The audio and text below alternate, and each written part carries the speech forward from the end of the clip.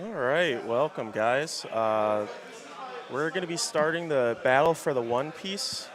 Um, we had a little bit of a delay because we had some people not show up, trying to figure out the bracket right now.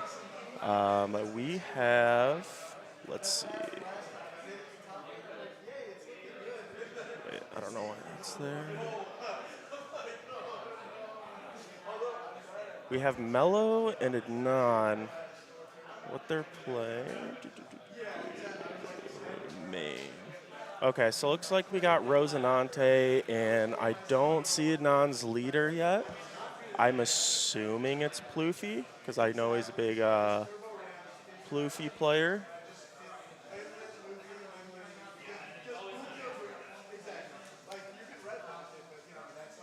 Yeah, my co-commentator, we had a substitute for James, but he filled someone's spot last minute. So he is going to be in the tournament. If he loses his first round, he might pop in. Or he might pop in this round, because I don't think his opponent showed up. Until I'm told I need to be somewhere, I'll just be here. Yeah, sure. Are we live? Pop in, yeah. I just started it up. I was trying to figure out who's the highest seed to pop up there. Yeah, he's pushing through the pairings right now, or something. I think he's like having the hand do them with the bracket system. Yeah. Yeah, so I think after this, I'm honestly like maybe I'll grab Jesus for one, but I'm going to be kind of just picking randomly, I think. Well, this will be interesting anyway for stream, so. Yeah. I'm assuming Nan is playing Ploofy. I just haven't. No, Marco. Oh, no, he's playing Marco. I'm in Discord with him where he's been talking about Marco a lot nonstop. I mean, Marco has an easier time getting rid of 7K bodies, so, I mean, it makes sense to play it. Definitely if GP is having a little bit of a slow start. Yeah. And now in this matchup in particular, I'm trying to visualize where the advantage is. I guess Marco has an edge just because it's a very nice removal deck, and Rosie doesn't want to see that specifically. Yeah, Rosie doesn't like the removal. I mean, maybe they run to Shigi, or I would assume. But. I assume. I just don't know. It's always a toss-up. I'll be right back. Yeah. But yeah, for Rosinante, it's always a toss-up what their deck list is looking like.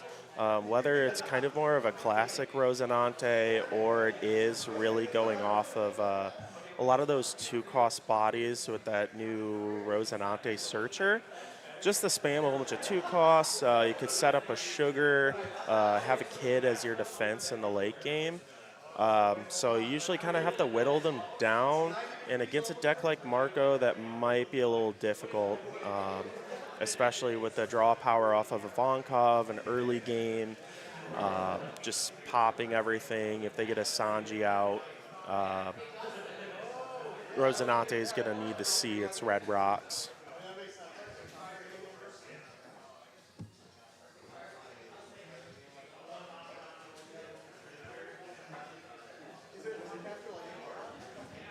I think.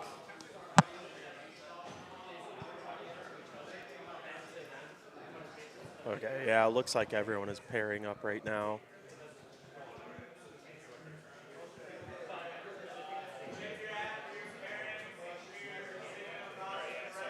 I'm free for this round. All right. All right. I'm back. Yeah, I was just saying for Rosie, it's tough because it already has removal. So I think he's just gonna want to see like his red rocks. I don't know if he even runs Gravity Blade. And it depends. For like Rosinante specifically, I've seen two different types of builds being played right now for the few that I run into. So one of them is a bit pure from like the previous kind of Rosie builds where it's the classic one. Yeah, the classic one. Some of them aren't running the new 2-drop yet, but if they do, they kind of go like maximize the 2-drops that it can grab, like the 2-drop pudding that could bounce the hand. The Sugar, obviously. I'm pretty sure they run like Duval or something too, just to get like the free check top, and it's like a pseudo blocker even if it's rested. Yeah, and also too, if he's for some reason running Vanderdecken.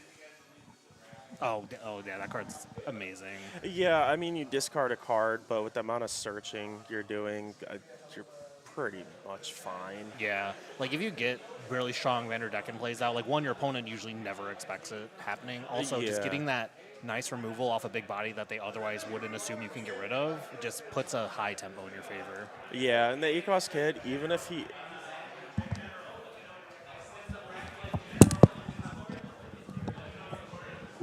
On general,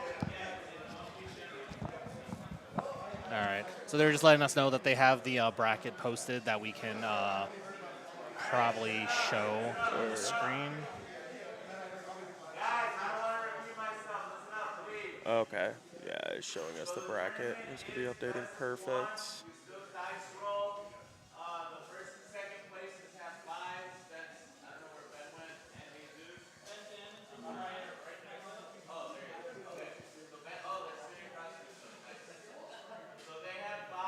Yeah, Jordan is just talking to all the players right now to start off the tournament.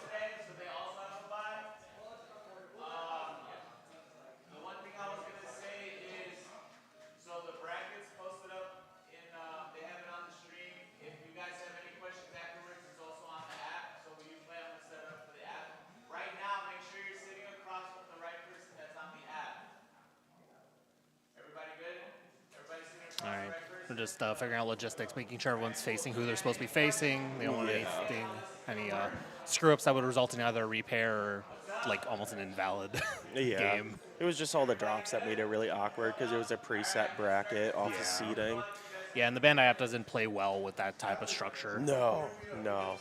I mean, yeah, as long as if they're doing a timer, I guess wait for that. But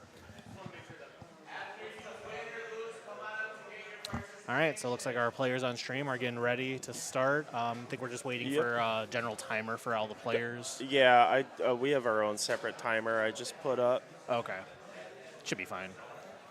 Yeah, but so even if Marco can't remove, like if Rosinante drops a kid, even if it's not removed, just Yeah. leader ability, it's a 6K. Yeah. So Yeah, that, so Marco, that already gets dicey. in like green matchup specifically, Marco has like a very nice threshold to like get good removal. It's not really concerned about just being controlled.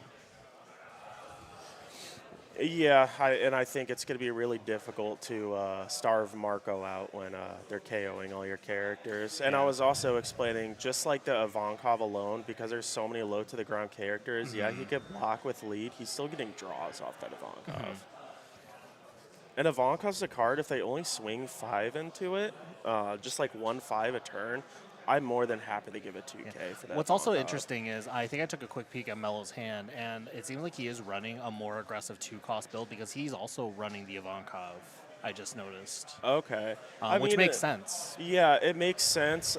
Even if you're not like setting up like you are with Marco, You're you're just running gonna roll so those dice. Yeah, you're running so many 2 costs, and also you're fixing the issue of hand size. Because even though you want to be in the threshold to put a blocker, you're really going to need a lot of counter in this matchup. Exactly. I don't know who would want to go first or second in this matchup. I almost want to honest. assume that Rossi always wants to gun for that early sugar just to keep like a nice bit of pressure out so that anything Adnan plays going forward would just be liable to get swung into. Yeah. Also, it does shut down the Whitebeard plays. You're right. It does shut off the Whitebeard, so some of the mid-game KO effects can be slowed down. Also, too, it can protect the sugar as long as it's not like KO'd by an The more I'm effect. thinking about it, like I know that Marco's biggest pushes are like Rayleigh turns. Whitebeard is like their biggest like consistent removal. But thinking about what Melo's probably running, we know there's running sugar. There's more than likely not that they're running carrot. So both those cards alone just kind of stall out the Whitebeard.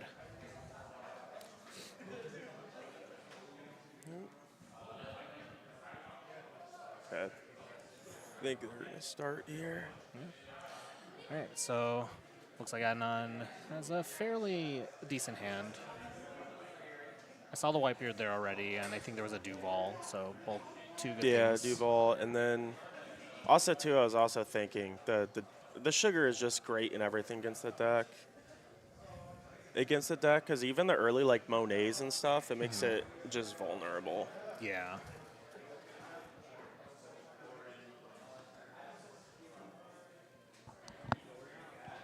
So we also see that. Yeah. So we also see that Adnan is also running. Is that Mole Pistol? Yeah, Mole Pistol, which, I mean, I definitely agree with that card in almost any red deck that wants to definitely control. Card is just incredible for removal. Oh, and here we start with the Rosinante. Yeah, and that's also just another thing that's going to make it difficult for a Yeah. kid to even stick around if he plays it. So, yeah, I see like the Shigis. What's even crazier about that Rosinante is exactly this. He can get himself. And then Yep. you kind of just start this pressure of now Adnan has to think, well, do I swing into those? Do I swing leader? I mean, the leader will probably block anyway, but Yeah. It makes it so much easier where Rosinante just gets into late game, like, with usually pretty healthy. yeah. And the question is, do you block? Yeah, I block think you and just give do. up a counter. Yeah. I'm not sure about giving up the carrot there, just because I know that a lot of Marco's tools fall within the 7 cost range, but Yeah, I definitely would have wanted to keep the carrot. I know it can be removed decently easily. yeah. But it takes off a lot of pressure for at least one turn. Yeah, but it's also possible that Mel also has one of those kind of hands where there's just so many cards you don't want to give up. Yeah. Oh, so that was the Atmos that bounces. Yeah, that's the, I think, reveal 2 Whitebeard Pirates and then bounce a 4 cost or Yeah. less. Which is very strong for a 4 cost itself because you just remove your opponent's entire last turn of tempo. Yeah, it's kind of like Jozu in the fact that you're just bouncing back that exact curve. So now here, Mello has a lot to play with. He could go a bit like lower curve and start doing Ivankov plays. But no, going aggressive with the smoker, which definitely is not a bad option either. So maybe he could get a sugar here. I see a Duval. Yeah, this is very interesting. Duval, Apu. Yeah. Like the Rossi deck in general with these types of plays just is like you said, interesting because they have so much flexibility with options they can grab off that Rosinante. Okay, so I see he also runs Zorro. Zorro? Yeah, it's a Yeah, very this powerful. is very interesting. Now, the one problem that playing Zorro in this matchup, and we only because we see Adnan running the Mole Pistol, is Marco plus Mole Pistol is able to remove 9Ks incredibly easily. That's also the problem with Zorro just in general. It's such a slow card. If it sticks, awesome. You're in a great position. But if an opponent sees Zorro, if they have any sort of removal in deck, that's just immediately, that's a threat that has to be dealt with right away. No, absolutely. But speaking of threats, like the Smoker already presents a strong threat to Adnan, so I know he might be thinking of ways to remove it. I mean, Mole Pistol would get him there if he wants to right now. As long as he dons the Atmos. Yeah, I was going to say, I don't think it's original power, so that does work. Yeah, because I know like a 3-cost Sanji is a very good way of turning on like Mole Pistol also because it just gets that inherent buff on your turn. So it looks like he's swinging possibly 6, but also just doing the filter. Let's see. Yeah, honestly, I think Adnan can just ignore a lot of these 2 costs because even when they spread around, as long as there's not as long as sugars aren't chilling on the board, it's not really an issue. And with Mello having his Rossi rested, I'm not sure if he had a high enough hand size or just maybe forgot to restand for block. Because it looks like he has 6. Yeah, right? he has 6, so he could have restood. Yeah. So I think I would take this opportunity to remove that Rosinante. Yeah. Oh, I'm sorry. No, I missed that the Atmos probably swung into it, and he already did the block. Because the Atmos did attack already this turn. Oh, yeah. Yeah, so that was me just not paying attention. Okay, so he was able to get that off the board, so there goes the constant generation. And both players are still... we should be updating the life. Oh, yes. I was like, they're both at 4 life, but that's not right. Yeah. No. Looks like they're both at 3. Yeah. But yeah, Marco thrives against decks that just that are like super slow in the beginning and then, have their more powerful turns later because the removal is just basically infinite in the late game for Yeah. Marco. Yeah, when you have card that like just applies non-stop removal pressure like Whitebeard, and my biggest example is always like Jack for black decks. Yeah. Like those types of removals, even like 3-cost Brook, something that like once if it stays out on the board for more than one turn, you get more uses out of it. Just apply an insane amount of pressure on the opposing player. Yeah, there's so much value if they stick around for a turn. Yeah, so right now, like Mello has sugar out, so this would invalidate a possible Whitebeard turn. So I'm sure Adnan is trying to explore a different option. He does look like he plays He does the have 5-drop Marco. yeah, which would be incredibly strong here to pop that sugar. Well, you don't. Well, I guess he has the blocker and then also leader. I was gonna say you could just get rid of Ivankov, but sugar probably is the smarter move because Yeah. I don't think Adnan cares if Mello draws off Ivankov. So Adnan reading this would probably tell me that he probably doesn't run Ivankov himself. But yeah, I don't. I would have to guess. Which I now that don't think he's running Monets then. Yeah, so thinking about it, I do remember seeing Adnan's most recent list that he's been testing. I do believe he doesn't play both of those because I did mention Monet to him, and he just said they couldn't find the space with what he was envisioning with the deck. Yeah, it makes sense. I mean, if you don't run one, why run the other? It Right. just Monet, like, yeah, you get 2 Dawn on the leader, but it's only minus 1K. Just looking at a non-hand, you can tell it's very built for efficient 7K or lower removal. Yeah, and even the absolutely. Divine Departures is just such an easy get rid of a 10K Yeah, here we with go. lead. Removes that sugar right away, and thankfully, due to how the interactions work, sugar wouldn't have time to process the effect to rest anything Yep. once it gets popped. So, just very good tempo play for Adnan. All right, just building up these new gates, hoping that he doesn't have to run into more sugars, so he gets a turn where he gets these new gates kind of uncontested. Yeah, this is definitely more just a Whitebeard heavy build. Which is completely understandable. I mean, a lot of the Whitebeard support does focus. That's a lot on interesting. That's Marco. the 1-cost searcher event. Yeah.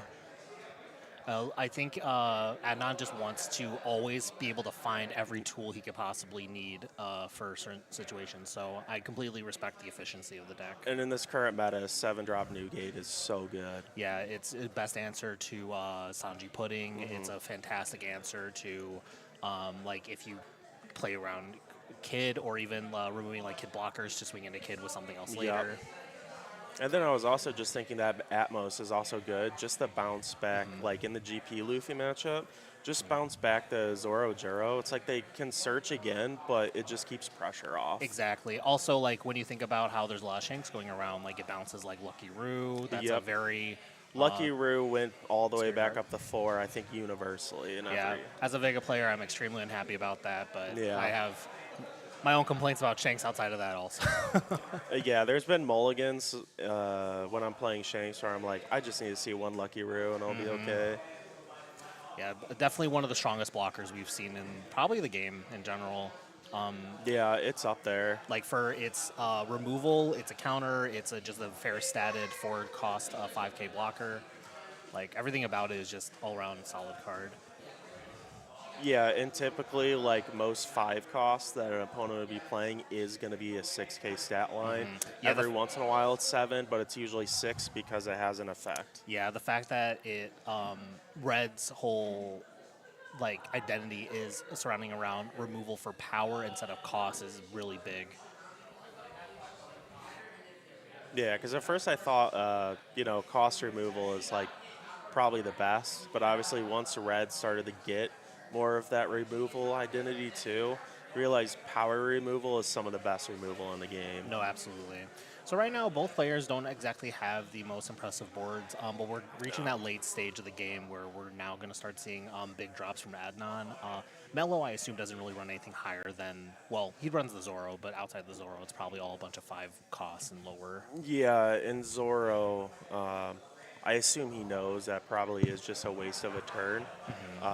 So Like, he probably could- not going to drop He it. could risk it and just make Adnan have the answer, because he has no indication that Adnan runs Mulgun. But, yeah, thinking, like, possibilities.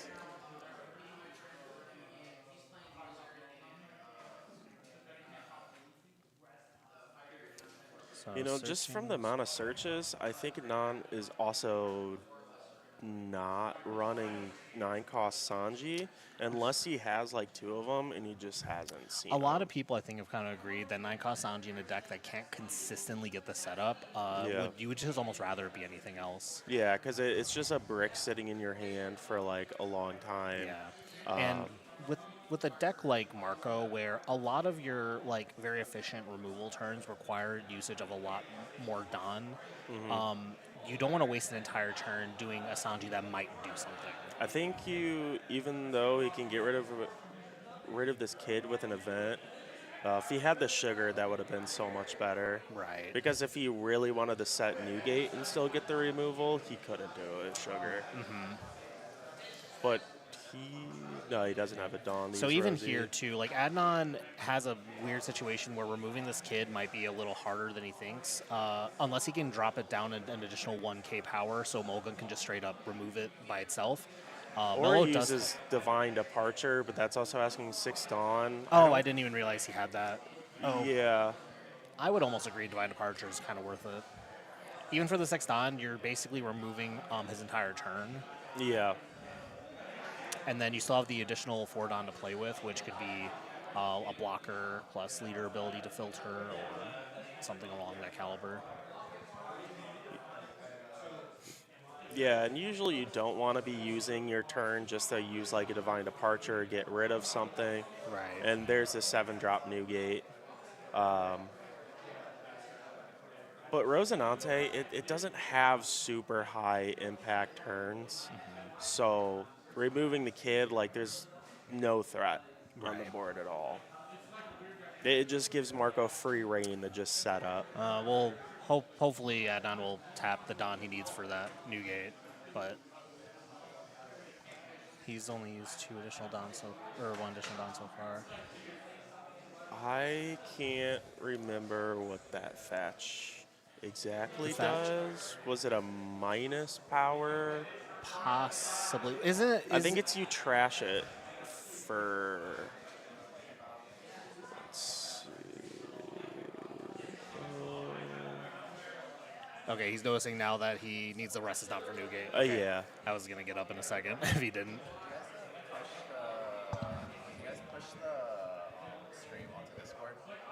The stream of the. I don't think I did. Yeah, just push one on. Just copy and paste the link to the stream and then just say that we're live. Okay. Okay. How do I. That's stream manager. I don't know how to do this. Yeah, I wouldn't look at me either. I just sit down here and talk. I've never touched this.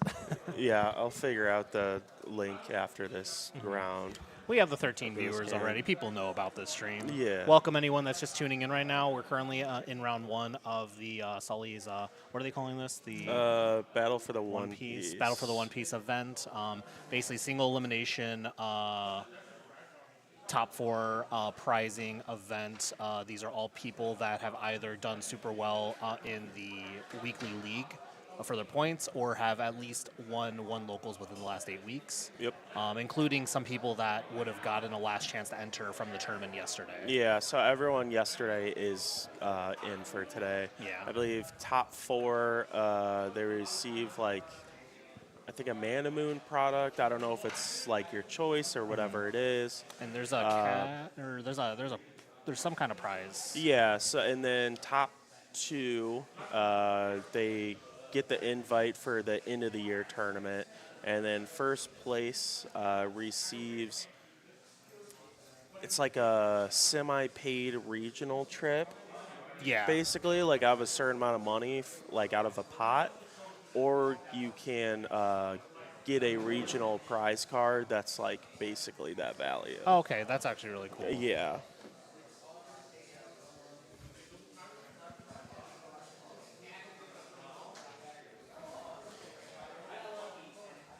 Yeah, even though Non is at Non's at 1 life, but again, he's in such a commanding position. It's not really a problem. This Marco, so this is a 3-drop 5K. It's a blocker, and then on KO, I believe it returns to your hand.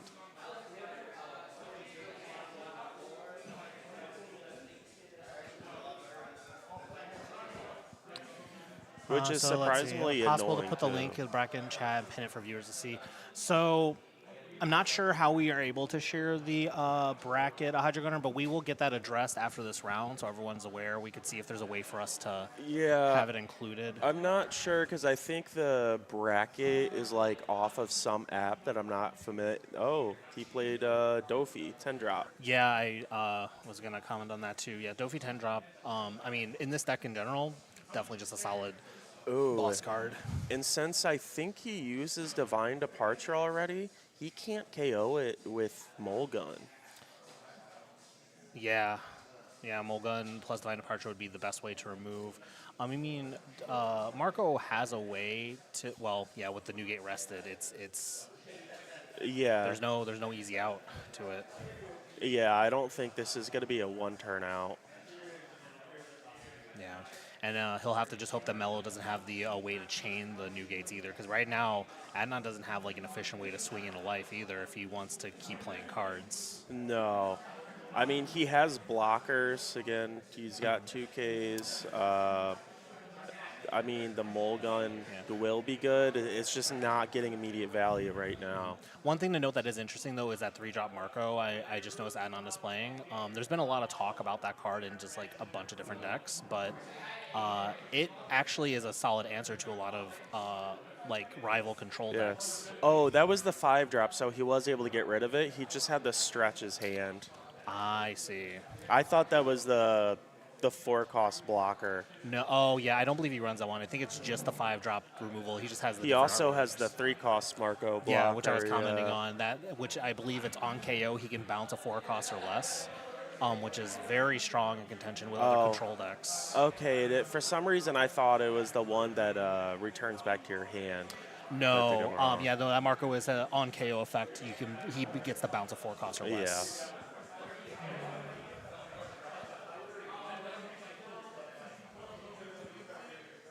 Yeah, if Anon wasn't able to remove that Dofi, it could have got a little dicey. Whether he wanted to, because he could go like very aggressive into Adnan's life. But since he got rid of it, we're back at kind of a reset position. He did use his Mole Pistol already. Newgate is going to be coming back up though, so that's going to be an issue. So it makes whatever big drop you want to play potentially just removed again next turn. Yeah, absolutely. Now Mello's kind of in a weird situation here. His board essentially did get removed last turn, and he just has this Rocinante to play with. One thing that I think is kind of biting him is getting rid of that early carrot. I feel like that would be a very strong play at the moment. If I think I saw it right, I think Mello has Electrical Luna. Okay, I mean that's better than a carrot. I wouldn't put it past them to have it. Yeah, Smoker to restand back to 3 and then Electric Luna. Yeah, which would be very good right now, because then that's going to force Adnan to play a blocker, which I think Pay 3 that's Electric the Luna. I think that's the 5-cost 6K. And this Rosie, having that Rosie is really nice too. Yeah, at least Adnan does get to restand his leader again this turn though, so it's not as bad as the Doflamingo turn. No, yeah, it's not as bad. And don't tell me that's another Electrical Luna too. I only saw the one. Maybe is he having? It's another, I think, green event. It could be the 0-cost event. That's what I'm not sure. Yeah, the artwork from a distance does look about the same. But I'm seeing that speech bubble in the corner, so I think it could be another Luna. That's possible. Yeah, but I mean, even in this situation, the Luna's only keeping at bay the Whitebeard and the Marco. Now, obviously, Adnan, being wary of Luna, has to be careful about his swings with the other Marco, because he could just have a whole turn where his whole board just gets stunned. Yep. Yeah, so I think it's just going to be try and set something up and then play that blocker play that blocker ace. Yeah, looks like he's trying to remove the Apu. Not sure if there's a reason to go after the Apu over the Rocinante, but I think it's just because Anon is low cards in hand, and he is about to play that blocker, so any 5K swing is just going to be that's true. not very fun. Oh, Okay, so gets a free play of the another 3-drop Marco. okay. I don't know. Again, I'm getting cards confused. I thought that was the blocker ace. It's the one that plays off a top deck. Yeah. So that will be nice because it's going to bounce. A lot of these Whitebeard cards have just gotten so many rarities over time. Yeah. If Mello can afford it, just use your Rosie effect right away because it's just going Right. to get bounced or whatever it brings out. Also, if it brings out Sugar, it can rest the blocker. Yep. So that does put Anon in a bad position. That for was Smoker. that was an amazing search. Yeah, so if he is able to swing, get a block out of that ace blocker, and then have the additional Luna, I think Adnan is just in the worst position he could be right now. Yeah.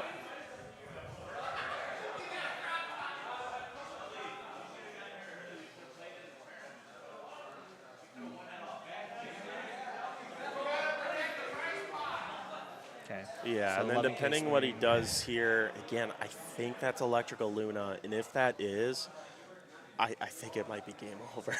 Yeah, it's just hard when you're basically losing entire turns. Oh, I guess he did have Divine. Oh, so is that ace not a blocker? Does it just play something off? Oh, now I'm confusing it with the blocker ace. It's just the one that cheats out from top. Yeah.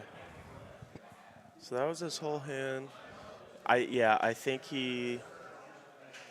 I mean, it was a decent number, but if that really is Electrical Luna in his hand, I would have played it safe. I don't think there was any reason to rush that. Yeah.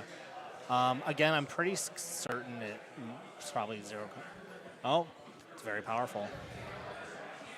So the trigger on the 0-cost event is to rest a 4-drop. Yeah. So I'm not sure if. Oh, we should update that. Adnan's at 0 and Mello's at 1. Yeah. All right, now Mello went down to 0.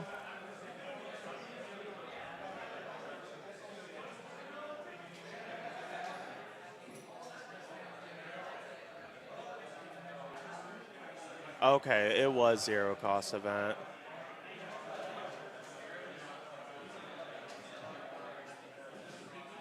Oh, 14. So he's able to counter out of the. Able to big swing. counter out, but yeah. Okay.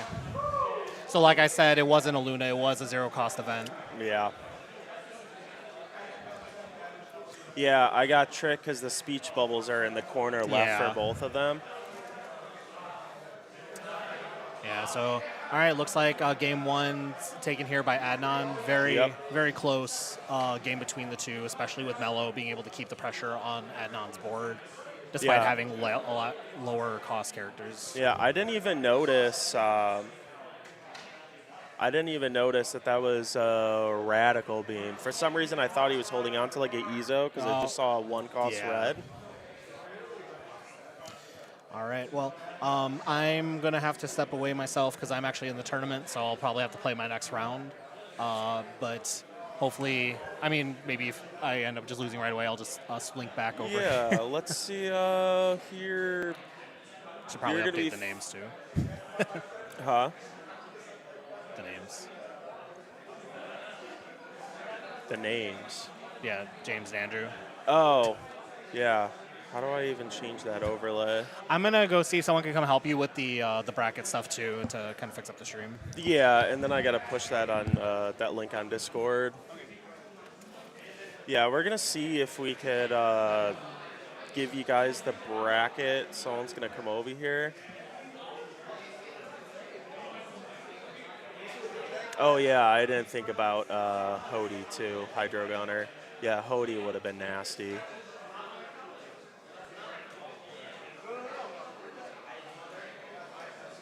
But yeah, I think.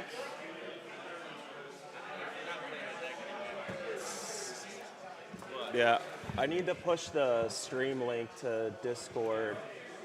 Do I just, huh? Why do you gotta do it? What? I don't know. Andrew asked me. Mouse.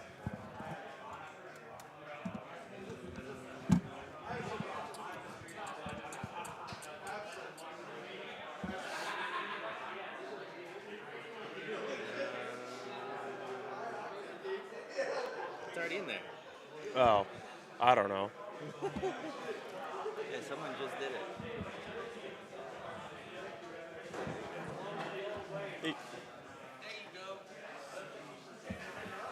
All right. Yeah, I don't know.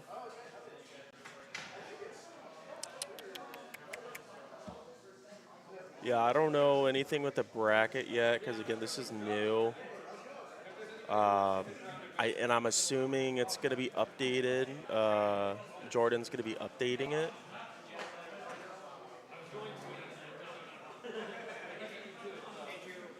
Are you live right now or not? Yeah. You are. Why? No. You should do an interview with whoever wins. With whoever wins? If we have time. Yeah, I mean, I can. That's, yeah. Adnan. Huh? Adnan. Yeah, Adnan.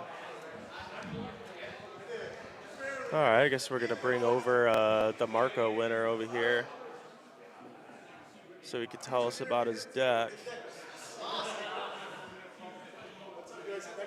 Yeah. Hop on and yeah, talk about your deck choices or your card choices. I see it's heavy on the Whitebeard Pirates. Yeah. Am I good? Okay. Yeah. Cool. Yeah. No.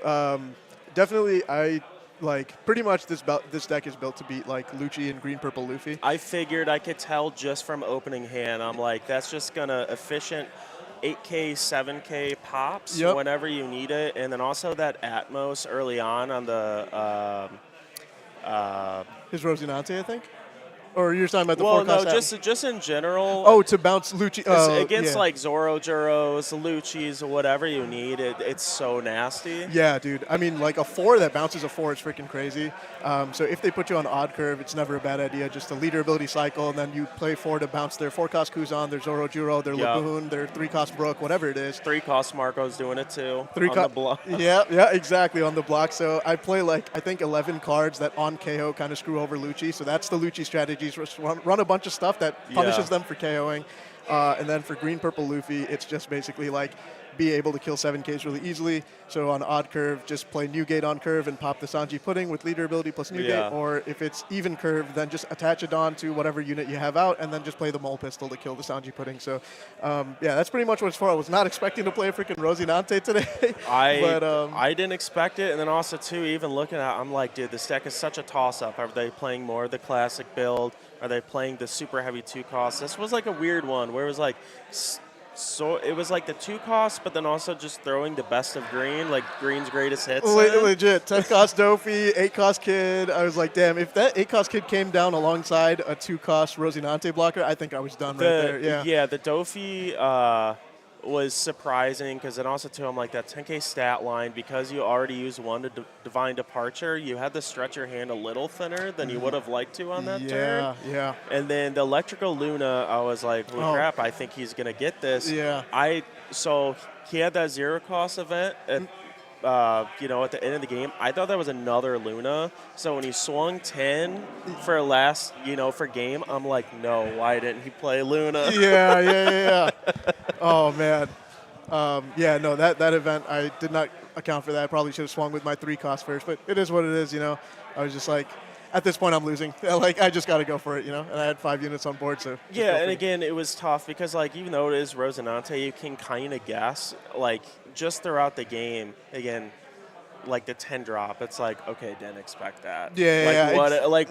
What is he gonna drop? Right. I have no clue what his deck list looks like. Even though both of us were playing Jank, I think mine was a little more predictable than his was. So I was just like, had to adapt in the moment kind of thing. But yeah, it was crazy matchup. I was surprised to see you playing Marco though, and not playing like another Luffy, because I know you were like stuck on Plouffe for like many sets, right? Yeah. I played Luffy pretty much for I think '09 and then '10 as well. Yeah. So yeah, I mean, I wanted something that did well in this meta, and like I always love playing off meta leaders. So Yeah. identifying like an opportunity, like I can play some jank and it's actually kind of good right now, always feels good.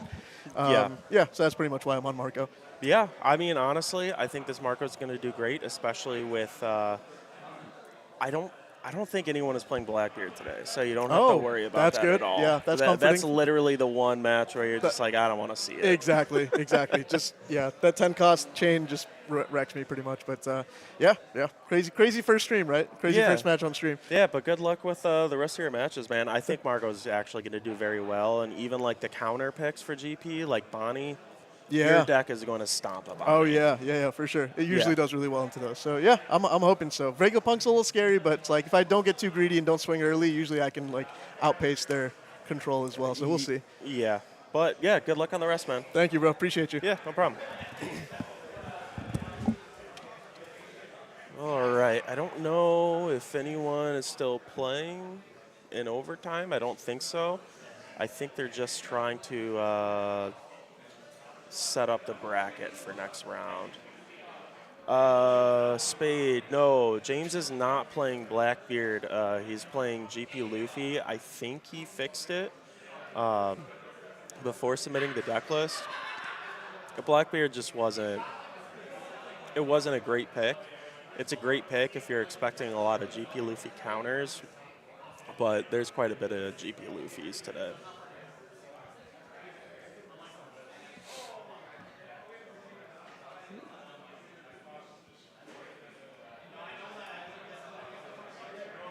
Oh yeah, and Spade. Yeah, I don't have the YouTube chat up or anything. I just have Twitch up. But yeah, there's from walking around. I think there's especially with Alec now in the tournament. I think there's maybe 2 Vegapunks. Good amount of Shanks. A lot of GP Luffys. There's a few Bonnies. What else? I think I said RP Luffy. There's one RP Luffy, Sad Boy Summer. That's just kind of his main deck. He's always playing it. I think I saw maybe 1 or 2 Bello Bettys. Nothing too wild. I mean, we saw the wild pick, which was Rosinante. Which it was definitely interesting. I think he just kind of has to maybe fine-tune it a bit.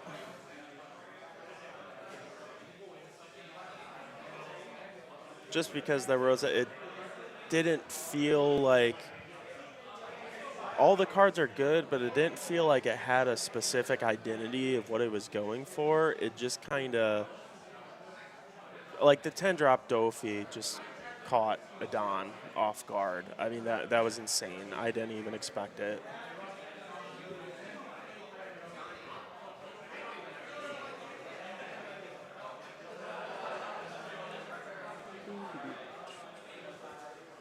Oh, and then I think there is one Nami player, too. I did see Nami, which that's going to be interesting because with all the GP Luffys, Luffy just kind of, it stomps Bonnie. Or not, it stomps Nami.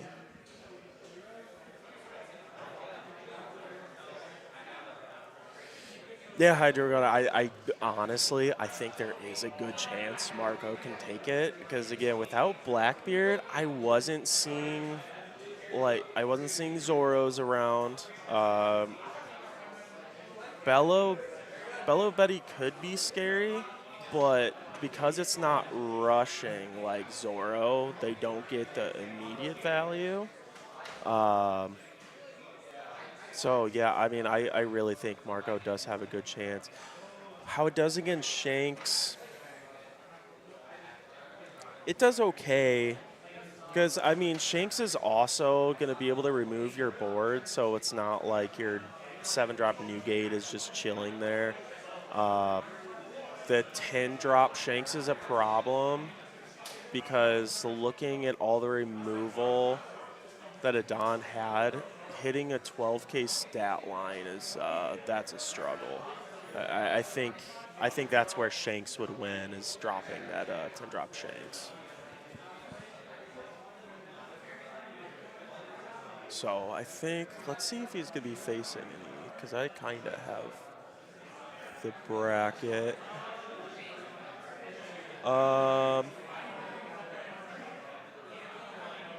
So Adon is either going to face Johnny with Bonnie or Teddy Panda, which I don't know what he's playing today. I heard it could be Marco, it could be Vegapunk. So I think either way, I think Marco is kind of chilling. Vegapunk can get scary just because the board gets wide. But I don't think it's going to be too much of a problem.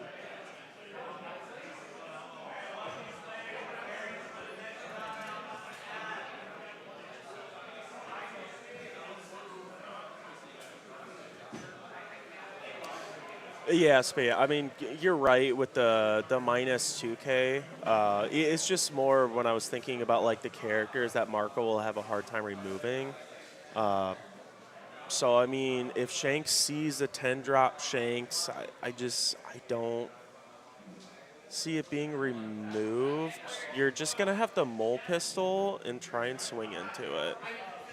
All right, I need to find my next table.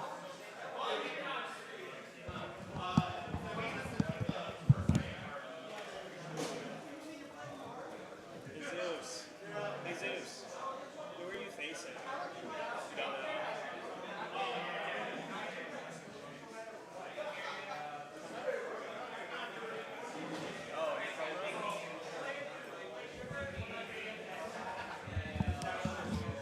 Okay, I think someone decided. I see Sad Boy Summer is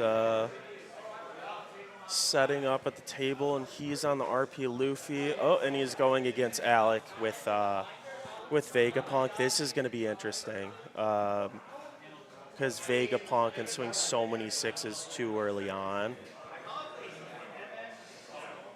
And also, too, usually you don't want to swing into Vegapunk because that first life, I mean, has a high chance just to be a play-out body.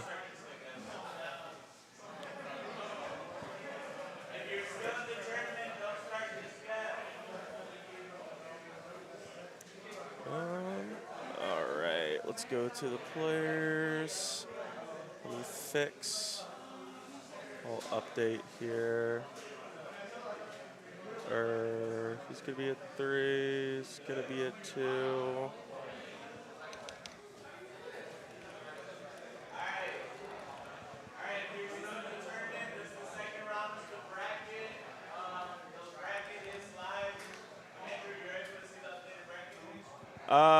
Let me check.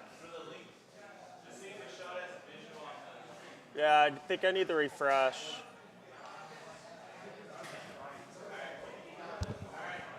They were just making sure my bracket was updated.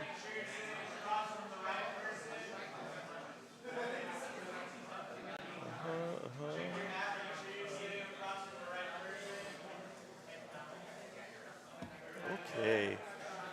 I didn't get to see who won dice roll off that. We'll also reset our timer here. And then I think, yeah, we're good to start the timer.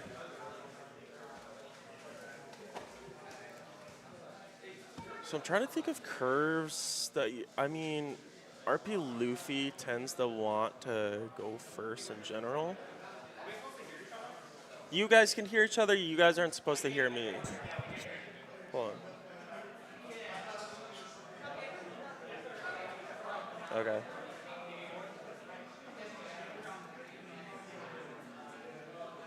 Okay, they can hear each other. Okay, so RP Luffy did choose to go first, and Vegapunk always wants to go second just because of that 4-down curve. He can play out 2 bodies and potentially get a search. This York is also going to be an issue because he's not going to be able to get rid of it. But I just gotta check.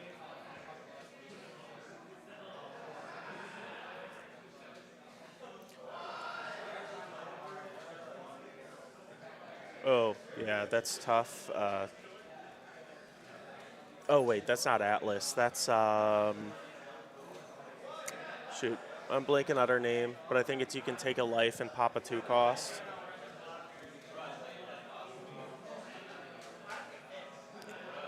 Okay. So kind of a strong start on both ends.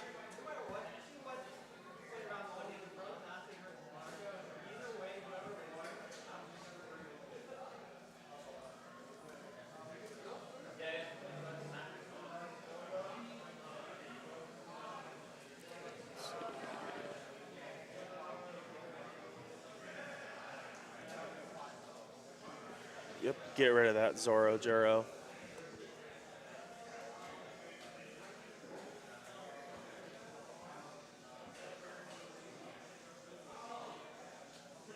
Yeah. Now, just because Sad Boy Summer had to read the Vegapunk leader, like I think he has an idea of how this plays. But how aggressive is he gonna go into Vegapunk's life? Because that's always kind of the trick. Because you're like, oh, well, he's at 1, he's at 2 life, whatever. Let's just finish this game quick.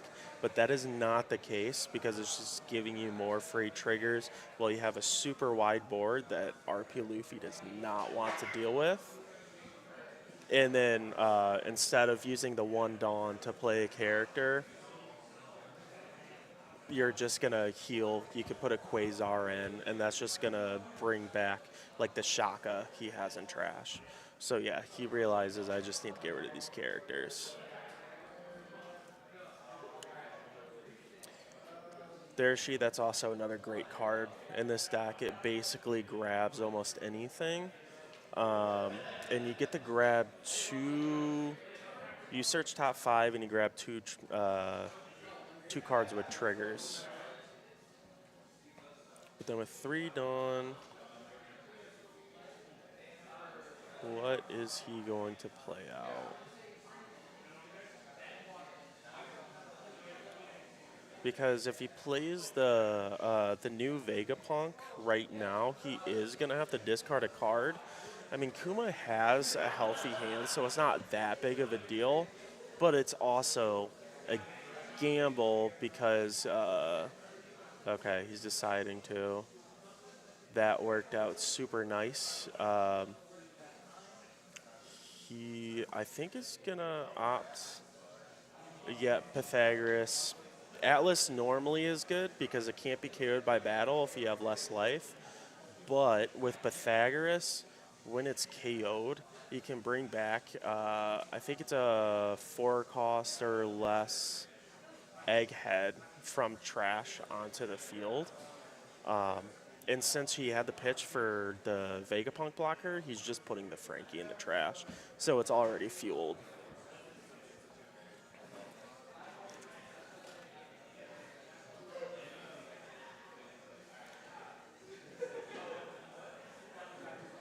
Yeah, and RP Luffy's top end can be pretty scary for this matchup because 10-drop Shanks is minusing 1k on all his characters, so it's requiring more Dawn attachment.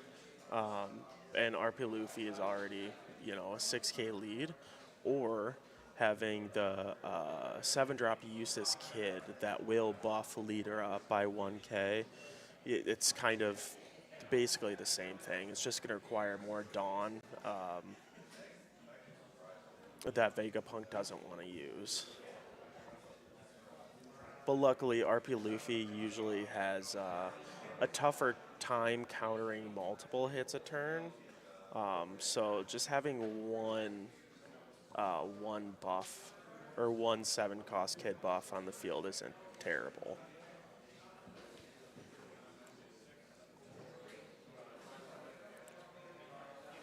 Yeah, 3 Quasars in hand is kind of tough right now because with Vegapunk, you want to keep on the aggression. Obviously, the life trigger is nice, but you're always going to go for Vegapunk's characters. Oh. That was interesting that he mole pistoled that one. I don't think he read it fully. I think he just went for a 6K body.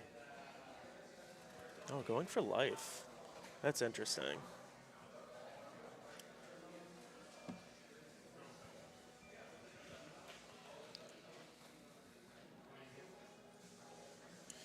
I'm curious if he's going to fully clear the board. Obviously, you're going to get rid of the Mr. 2, but the Searcher Nami, he might opt the swing. I think it just depends on how much. Yeah, just get rid of it. Because that one extra body is scary.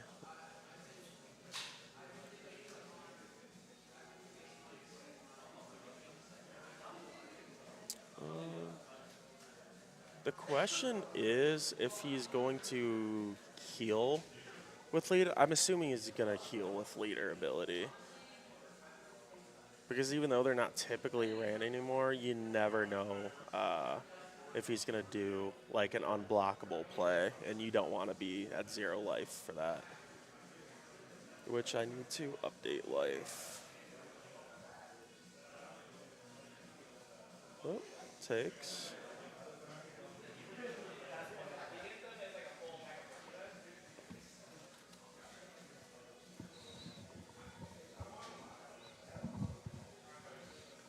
Yeah, so this is going to command just another let's clear the board. He has a lot of Quasars, so it's just, is he going to save 2 bodies or 1 body, depending what Sad Boy Summer play.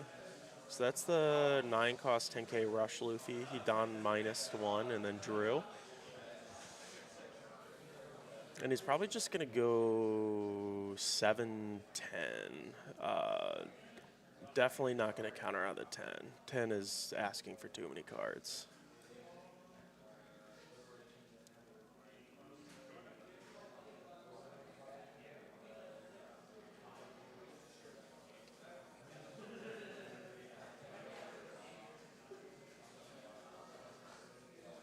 He does have to let it go.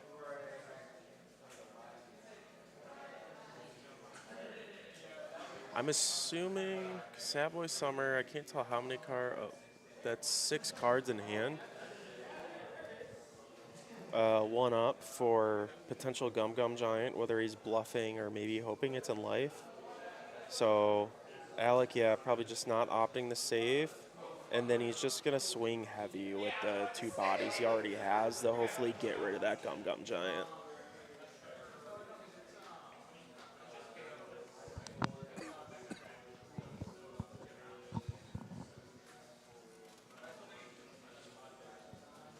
Oh yeah, and Kuma's at 1.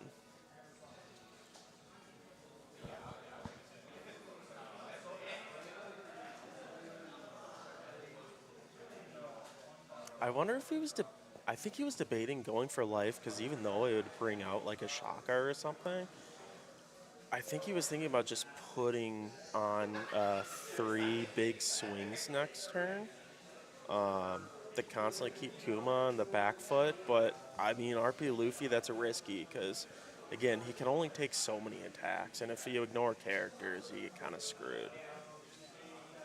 So opting just to go the ping route, except he's going to ask for a 2K now, which is a good check, because if he doesn't have a 2K, he's going to use a giant or 2 cards. And I think because now he's down the 5 cards in hand and what he was contemplating last turn, Kuma knows one of those is a top-end rush brick.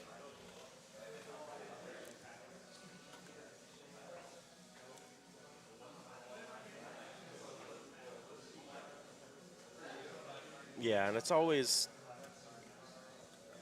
Vegapunk's board state, it always looks rough just because it does start as a 2-life leader.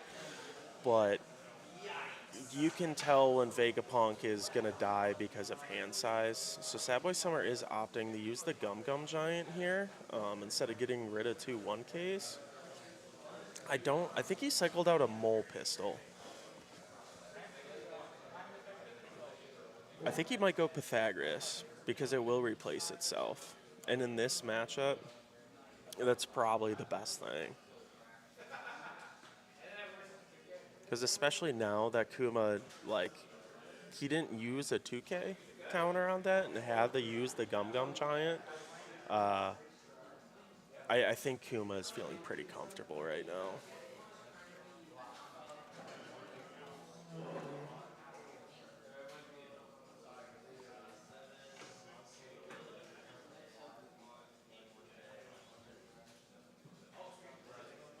Yeah, it's kind of a tough position because we could just swing at board again, but then at some point you're gonna have to swing at Kuma's life to end the game, and that's just gonna be 2 more bodies.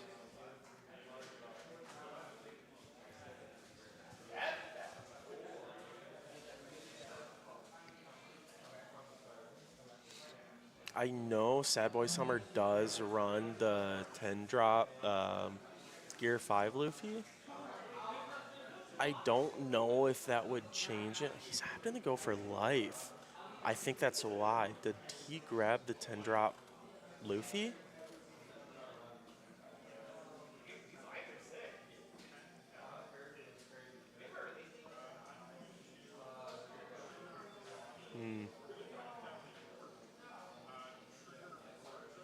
Another 10K. So that's another clear. I mean, Pythagoras is still there. But I think Kuma is going to try and guarantee him to take a life. Again, I don't know what he got off the Gum Gum Giant. So I think Kuma just drew. Is that the Luffy or Lilith that he grabbed? Lilith would be nice because it's adding another character on board and searching another. Sandboy should be 1 less Dawn. Cause of there was the Gum Gum, he reset.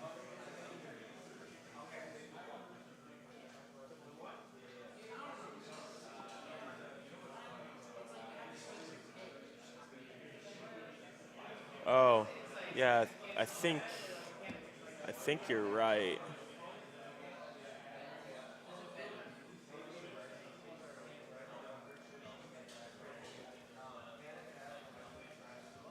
Yeah, no, you're right, Hydro Gunner. I mean, at this point, it's whatever.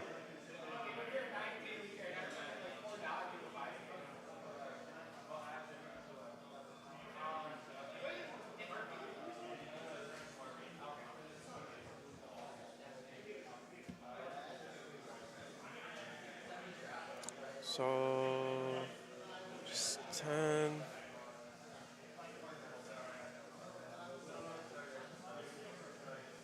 Yep, Lilith is great here.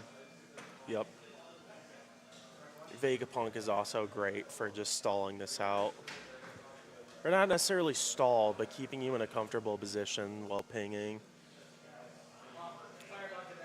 He's going for life now.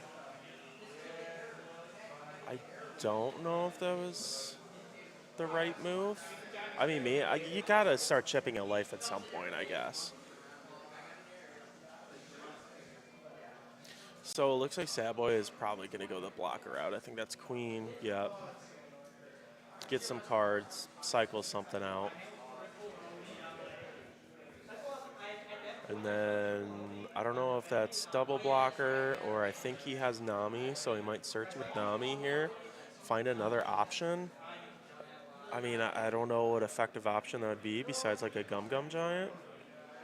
Okay, so another Queen. That's good. He's getting a lot of counter here, which for these pings he's going to need, and then also these blockers are annoying. Because if these blockers stay up,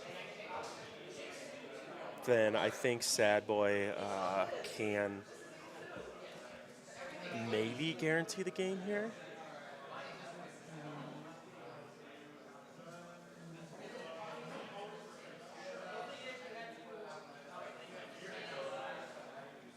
Also, I wonder if Kuma is going to use the 5-cost Luffy ability, because even though it's not popping anything, just drawing a card might be good. Yeah, no, you're right, Hydro. Like, if he actually needed to use Giant, that would have been a huge game swing.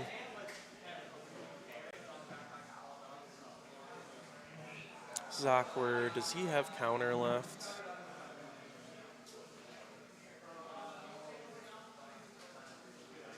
Yep. So one card that I like running in my Vegapunk that would be pretty nice right now is I run the Room event. Because instead of having to rely on stage to be able to swing with my Shaka and bring it back up, that room will restand my blocker while also countering 3K. But I think you have to be at, I think it's 1 or less life because I did make that mistake on accident where I was at 2 life and I used it and I think it was I didn't get the restand because I think you still get the 3K.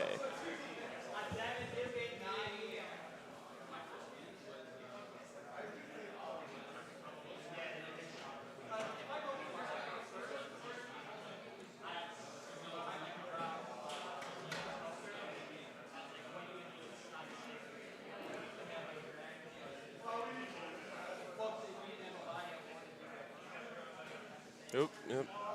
There's Addison 2K, so that's 1 swing wasted. We know that Sad Boy has the 8-cost Dragon. So, trying to think. Quasar can also bring out, yep, just bring that right back out. Just search. He could maybe find a Lilith, or he's just putting another Shaka out. Yep, which is great. That's another blocker. So at this point, I don't think he's going to have enough swings. Especially with the Rayquaza, he's just going to block with Vegapunk again, replay the Vegapunk.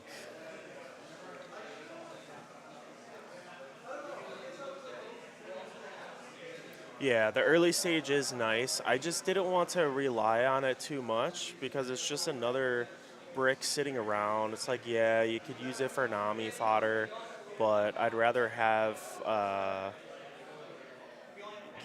more options for, or more hits for Vegapunk to bring out. So I think stage, because I'm running room, I'm running it just as a one-of. But yeah, these Quasars and the Vegapunk, that Vegapunk hitting the Shaka, it just sealed the game here. There's just not enough swings. The only thing that could swing it, and like I doubt he's bluffing just the way he's talking, Sad Boy Summer does not have the 10 drop.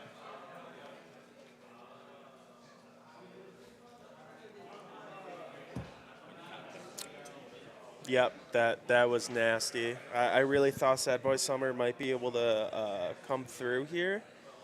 Because he, with the 2 blocker, I was like, oh, that's going to be insane.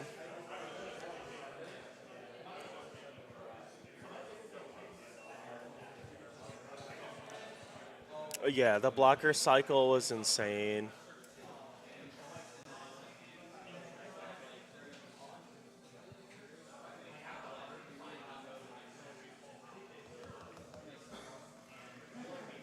What, this?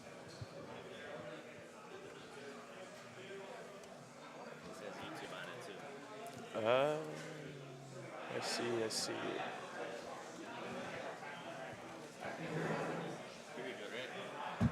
Huh? Yeah, I'm good. I'm about to. I'm going to top cut to go lose over there too. Huh? I'm going to top cut to go lose over there too. Oh, he lost? Oh. All right, well, James is out. He lost round 1, I guess.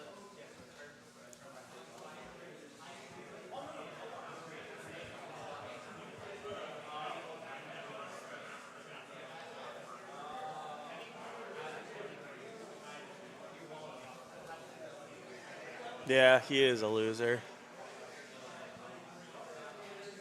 Yeah, but what Kuma said is right. Don't swing with those blockers first, because again, Kuma has no hand. So it doesn't matter what he's swinging. I mean, the first one, he just countered 2K off the bat. But yeah, it was more about the amount of swings. Because if you needed to, you keep those blockers up and then go for a board. And then I think he would have been in an okay position.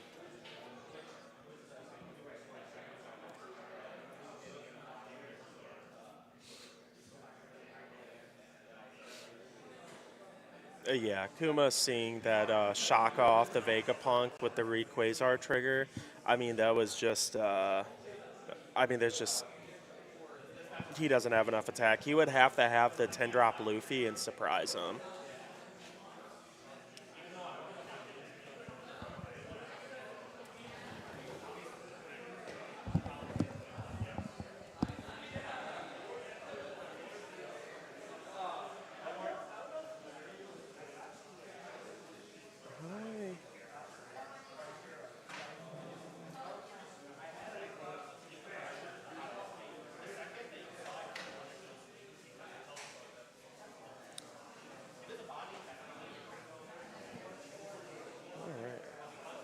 How the heck do I meet him? Kuma's in this? Huh? Kuma is in this? Yeah, it was last minute. He took someone's spot. I hope he's on the other side of the bracket. I don't want to play against Vegapunk again. Did he win this last round? I've survived against Marco, which is crazy. Oh, you survived the Marco? It's such a bad matchup for Bonnie. Because that was. Oh yeah. What did Teddy Panda play? Blackbeard. Oh, he was playing Blackbeard. I thought there was. Yeah, no I've had Blackbeard. like a crazy first 2 rounds. Blackbeard and the Marco as Bonnie is just really bad. Yeah, that's crazy. So, I don't know what these guys are I don't playing. know either. I think it might be. Actually, I don't know.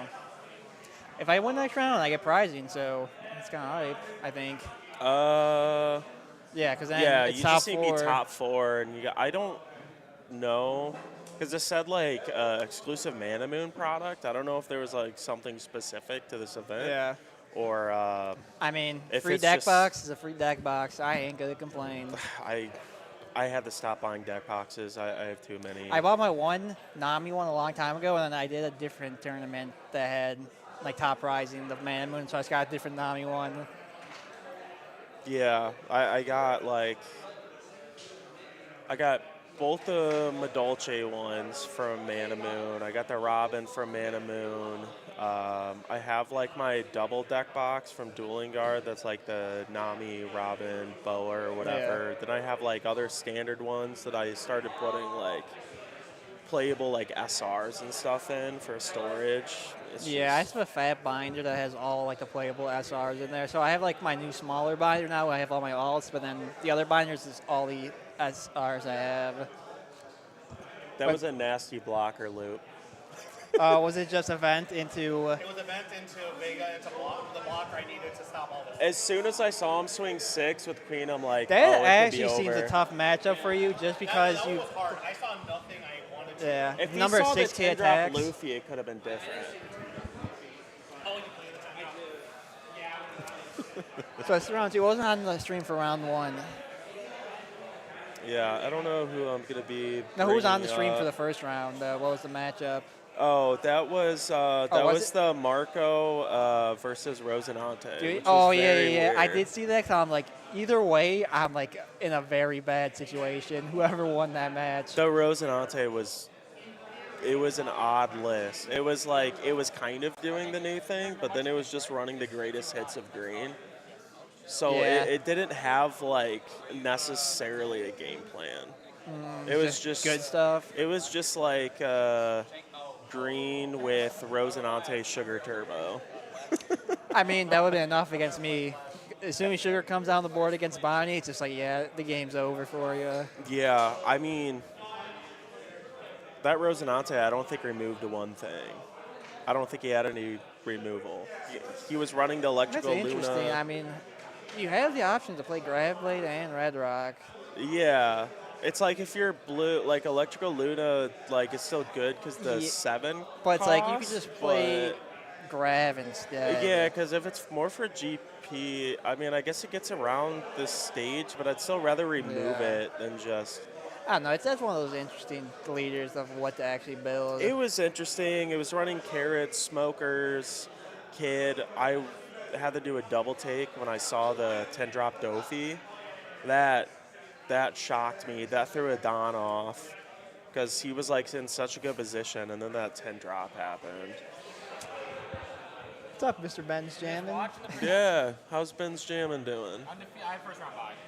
Decent. So 2-0. Yeah, that's all that matters. A win is a win. What'd you play round 2? What? You're Lucci next round. You're against Lucci. Oh, you're against a Lucci? Oh, Johnny's going through Bro, the I'm ringer going today. through all the bad matchups. Wait, was it Greg? Yeah, great one. Oh my It god. was either that or Teach. Pick your poison. I'd rather face I'm having a Lucci good- than Yeah, Teach.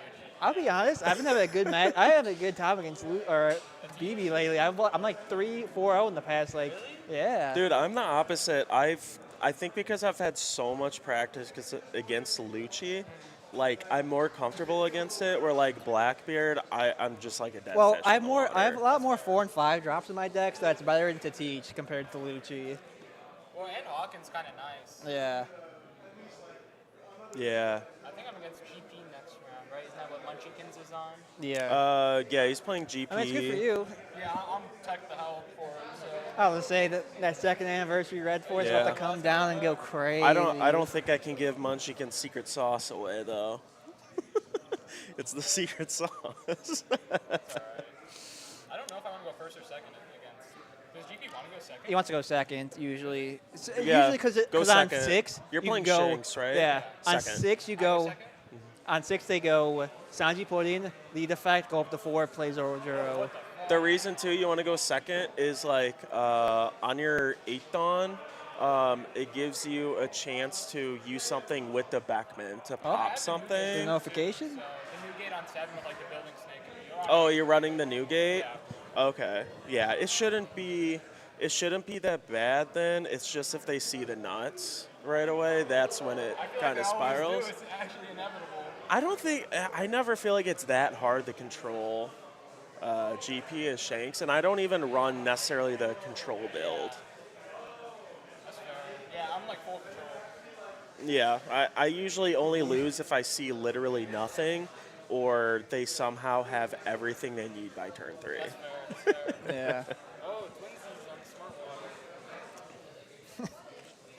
Oh, the emote. Oh, you're right. That's not Andrew. I honestly don't know how to switch the names around. I think if you double click COM1, you is can it COM1? edit the text. Oh. If you go up, right. yeah, you can change the text.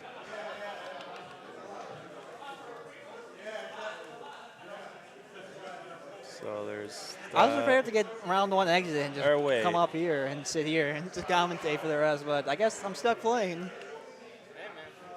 My game was fast. It was against Slim. Oh, this guy's amazing. Random player, that's too far. People just hop in. Nah, It's not a slight against Johnny. Demise got the tech for your Shanks deck. Run no 10 card. Where? Run Oh no my 10 God, drops. hell That might be no. the secret sauce. They won't expect it. Wait on It's what? Demise. Oh, it is? Yeah. It's your boy Demise. No, bro. No 10 costs. I saw a list that did that. Wasn't that? That was a list at Peoria. Yeah, I was gonna say Quan Lee. He plays like the rush. I kind of get it. It's like 10-drop Shanks can seal games, but then also sometimes it's one of But the worst cards. to yeah, it's drop. like if they have like 3 units on board, I'm like, all right, I'm just gonna swing. I'm not gonna go for the Shanks. I'm just gonna swing in and win the game next That's why you turn. just got like hopefully you see your counter early and just at like 4 life Yeah. late game. You're just I chilling. tried to play a Shanks yesterday. I went second. I couldn't attack him for the first like 3 turns, and I'm swinging late in the game. He has like 7 2Ks in hand. I'm like, this is I'm awful. only at 12 2Ks. I went down. I'm only at 10 now too, because I dropped more non-counter cards and I played more blockers, so it kind of just evens out. Blockers and Bonnie's busted. It's so Pedro is the goated card. Yeah, Pedro's great. And also, too, if people don't sequence correctly, Ooh. you can catch them off guard with the Dawn I was gonna say, if I'm Rest. playing against Lucci, as soon as Kuzan comes out, I just play Does Pedro pop rested? pops the rest of Oh, 6 so you costs. lead effect and then you Pedro. Yeah, I could like not take the hit or whatever. I could like not use the blocker effect because if he wants to pop, I'll wait for him to use his pop effect on the Pedro, and then his pop goes on. I don't know. I mean, it was Blackbeard versus Lucci, so I think the Blackbeard wins. I know people tech the hell out for Blackbeard matchups, like with having like Tashigi and all this other random stuff. Yeah, I think Greg is only running 2 of the 9-drop Kaidos. I feel like that's like the play no matter what. I But feel also, like too many too, is just without Moria, I mean, obviously Moria like went wide, but Lucci is like going really wide, really fast. Yeah. So it like kind of increased the odds of winning a bit, but it's still. If I like, see awful. the 3-cost Brook on curve, I might just scoop on site. That card is so busted. Yeah, no, it's nasty. Just be good and draw your Tashigis. Still, they can just pop that easily. I know. It really doesn't matter. Tashigis are just really good for like the KOing one. It's like good against like those other matches where like the KO effect like pops like one big dude. Yeah, it's the So- fact that Lucci is going wide while Yeah. they're also going wide. I mean, I guess you just try and like. I think I just actually just go straight face the entire time and just that's like how you win. I know that used to be the way to win, but now they run out of gas in hand without Moria. That's what I'm saying. So it's probably still a good idea. I don't know. I don't like Lucci having a million options to pop. In total, 18. 18 on Twitch. I don't know if like, Is that just Twitch or is this total? that's no. I think it's specifically Twitch. I think if you go to the restream one, Just Twitch. does it show? 21? Is that everybody? Yeah. Yeah, 21 right now.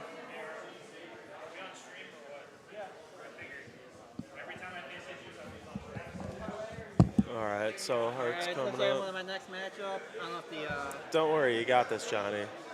bro, Greg, if it's Greg, he always he's like, it is Greg. He like hypes me up in the I know. Discord chat, and then he just does. If you got through Blackbeard and Marco, which I think are even harder than Lucci, I am king of the game. That's all I'm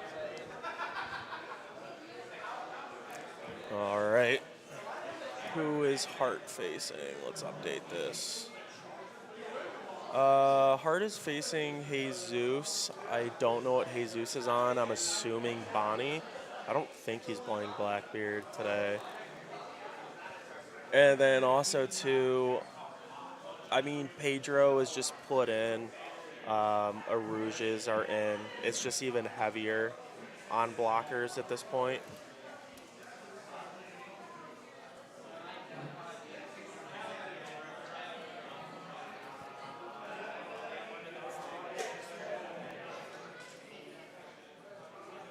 Put Ben Soul on stream. I'm actually not choosing the people who are going on stream today. I think it's maybe Jordan or someone else. I'm not sure.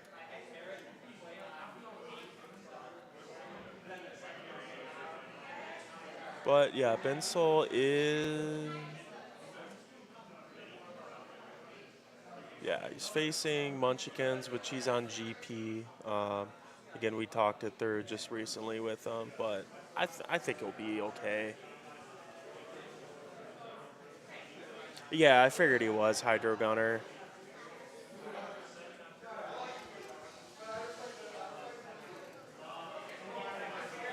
I have a feeling Jesus is always going to play Bonnie whenever he's like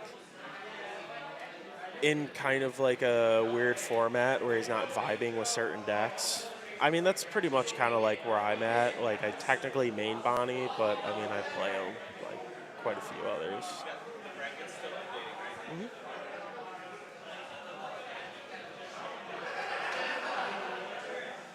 All right, let's go to our players. Then let's update this. So we have Hearts. Yeah, Heart. And Jesus. Let's go to main. Yep, GP and Bonnie, just like I thought. Jesus won that. Yeah, you want to take second away from GP. Just so first turn it limits them to only one search, and then they're also not going to get Zoro Juro on second turn.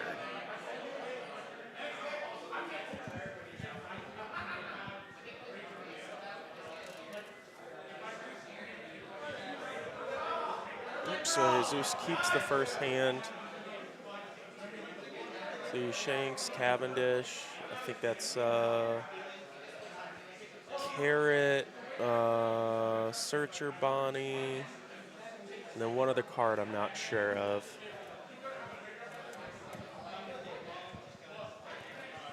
I mean, it is a good curve hand.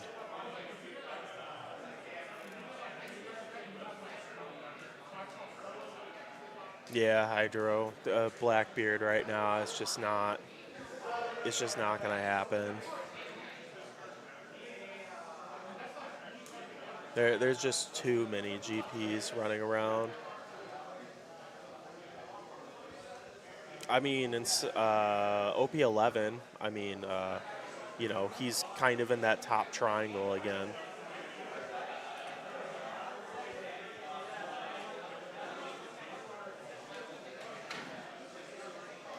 So yeah, Jesus plays the Bonnie, search top 5. Looks like a couple of pills.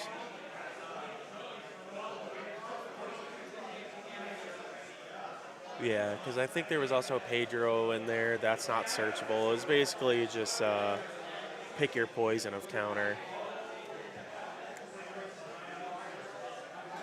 And 3 Dawn, yep, clear that.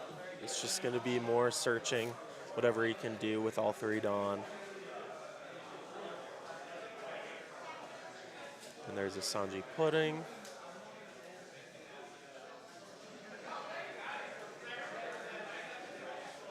Another Event Searcher, that's number 3. I'm assuming that's all of them, unless he is running 4.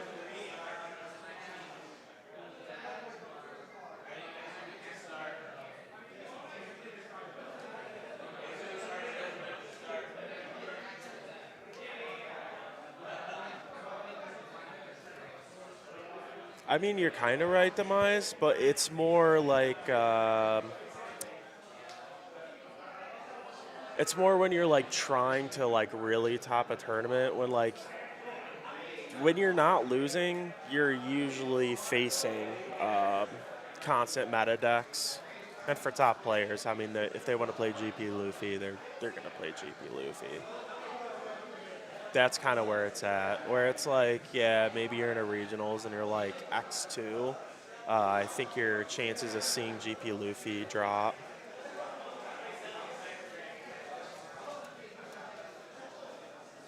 So Jesus puts the Rouge down.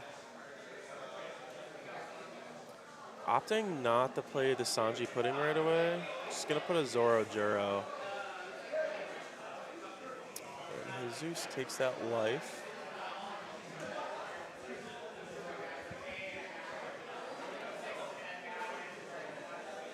Oh yeah, no, I was watching that too, Hydro Gunner. That match where he played that that Bonnie that was playing the spider's webs, that was insane.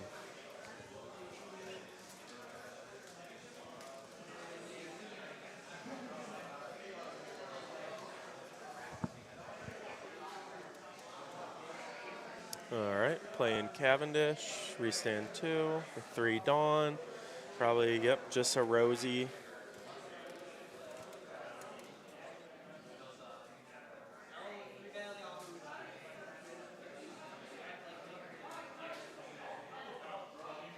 Yep, just setting up, probably just taking another, I mean, he has a lot of 2Ks, but he might just take this. Nope, besides the 2K.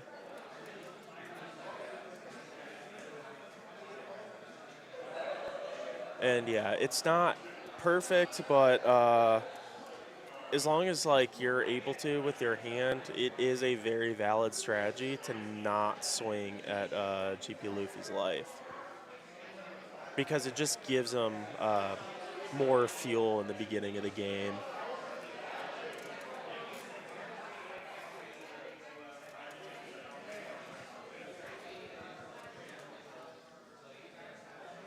Yeah, Hydro, that was the other one of his losses, because he lost to Jonas and then he lost against that Bonnie. Because the kid got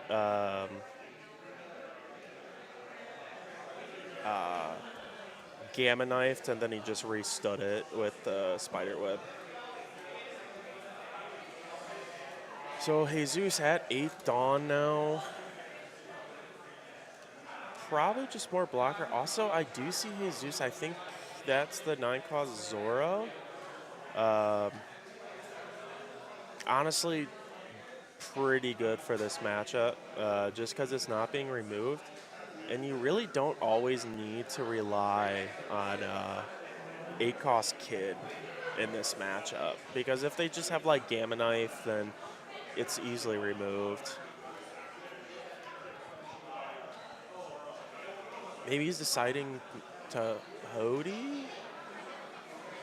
I don't think he would Hody right now. That would make sense. You want to save that for late game?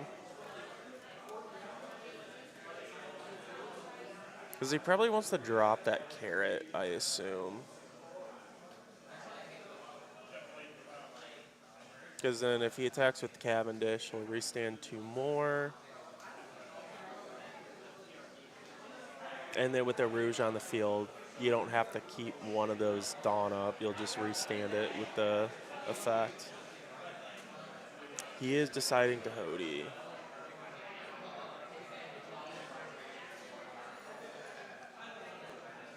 I think he just wants to get some more cards out of Heart's hand.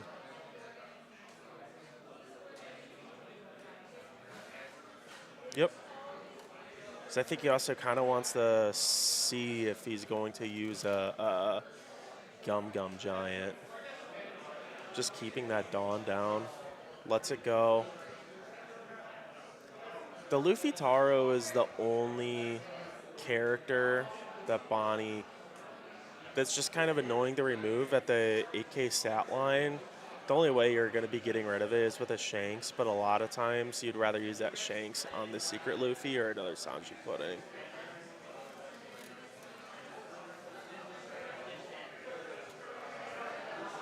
I need to update life.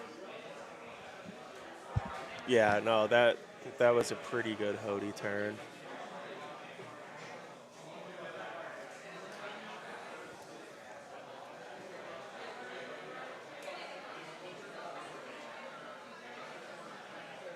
Yep, bringing his cost up. Not that it matters in this matchup. Yeah, so Hart basically had to take his whole turn just to put his board back together.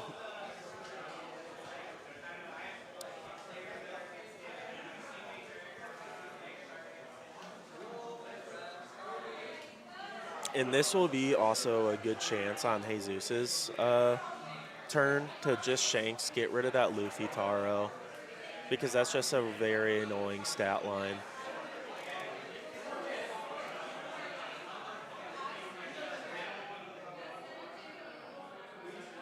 I'm not sure how many cards in Heart's hand.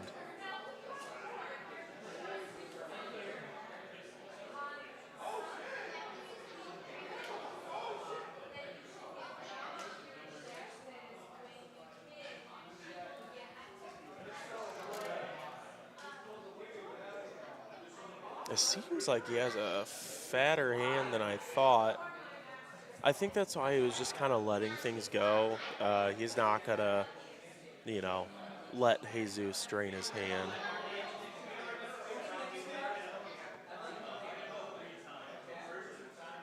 Oh, there's that Basil Hawkins.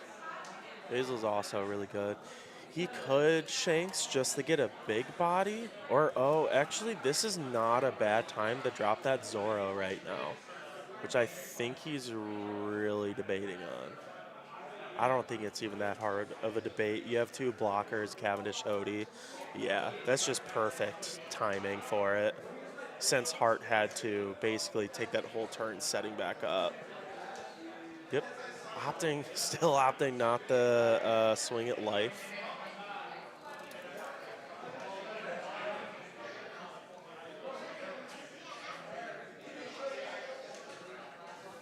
Yep, just trying to chip away. Ooh, forced to use the Gum Gum Giant. And gets rid of the Secret Luffy. This is not looking good for Hart right now.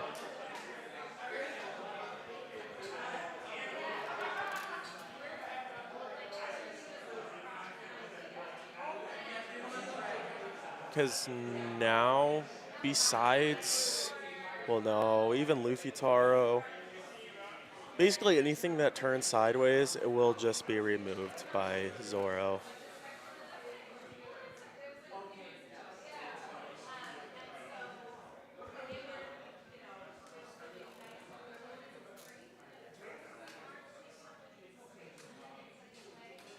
Yeah, and looking at Jesus' hand, I don't think that's going to be a problem. If I, yeah. And then I'm sure Jesus is also going to play that Zoro very smart, where he's not. I don't think he's just going to leave it rested at the end of the turn. I think he's always going to keep it active, just so it can't get gamma knifed. He's at 5, but I mean, he's got like 3 2Ks. He has a Basil Hawkins that he could put down next turn, because I'm sure one of these blockers are going to go. 8 Cavendish.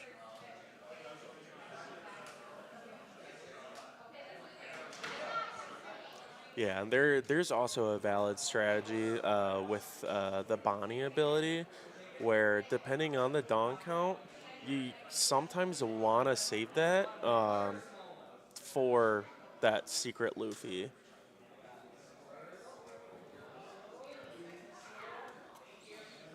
Yeah, Hart is building a board back up, but I don't think it's going to be around too much longer. Oh yeah, no, Jesus is chilling.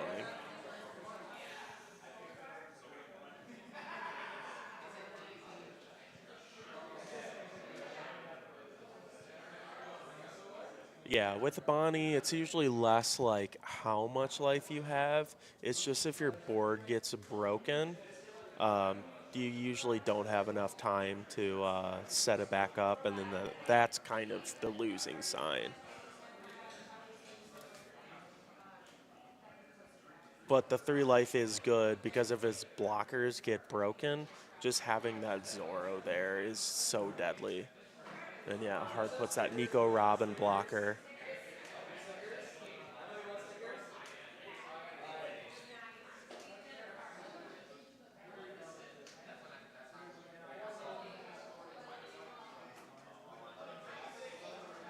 Yeah, I'm trying to see what event that is that Jesus has. I'm assuming 0 cost. Yep, I think so. Yep, just get rid of that Luffy Taro. That Luffy Taro is very annoying. Again, a terrible stat line. Just because with Jesus' board, you have to invest on to easily get rid of it.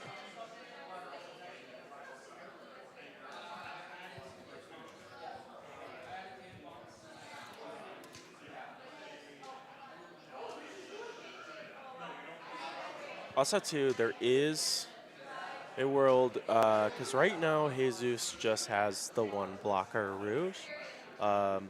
He is a 3 life. Jesus is at 3 life, so he's still, good there. But Hart's at 4, and I know that some GP Luffy's, they are teching I think it's the OP05 Usahachi 2K, which is if you're at 8 or more Dawn, I think it's an activate main, like you can rest a 4-cost. So it doesn't hit as high as the normal Usahachis from I believe, the starter deck. Um, but it's a consistent rester.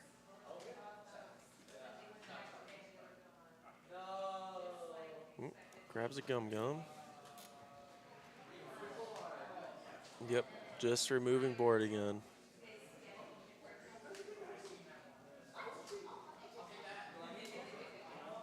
Yeah, because removing the board, even with like one Sanji Pudding, I mean, it's just asking Heart to constantly rebuild that board. Yeah, that's what I was saying earlier. Jesus, I don't think until like he's basically got game secured, he's not leaving that Zoro rested.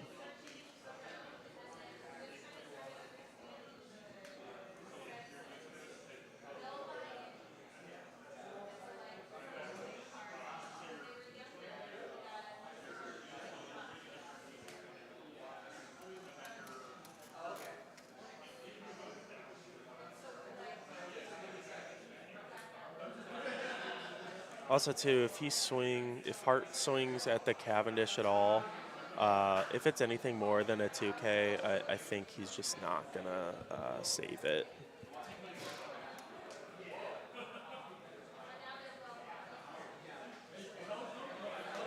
Yep, this is where Jesus is debating with the 6-cost Secret Luffy. I don't think he's too worried about it. If it happens, it happens. It can swing 9 twice, I think,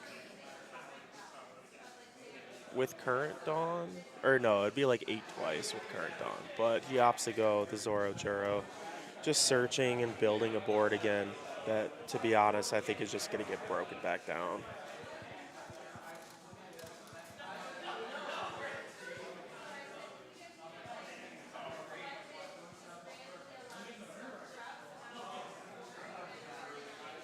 Yeah, and also with Jesus' hand size, only one blocker. After clearing this Sanji Pudding, I think Jesus is going to just start going for life.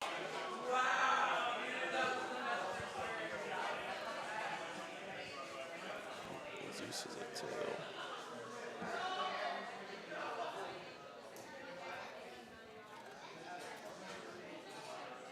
I also just realized I did not start the timer at the beginning of this match. Yep, this is where he's just going to start going for life. Because now if Hart doesn't finish this game next turn, I think Jesus just wins on the clapback. Potentially.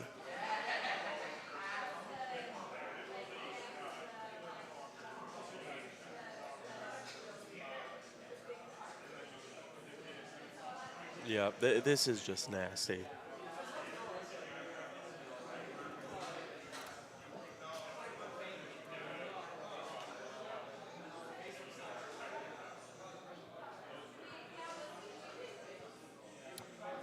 Is he going to counter or block with this?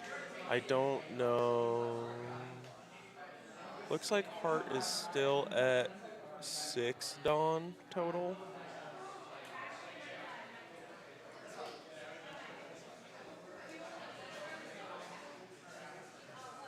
Yep, still keeping that Zoro up.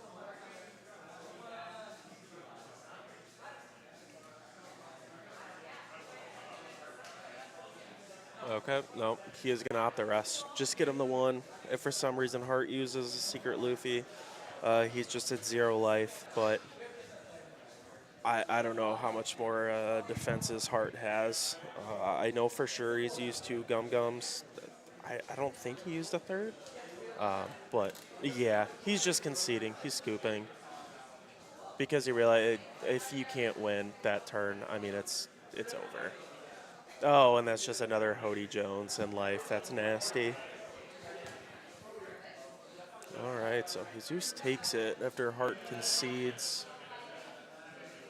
It's just one of those board states. I mean, you just know that it's over.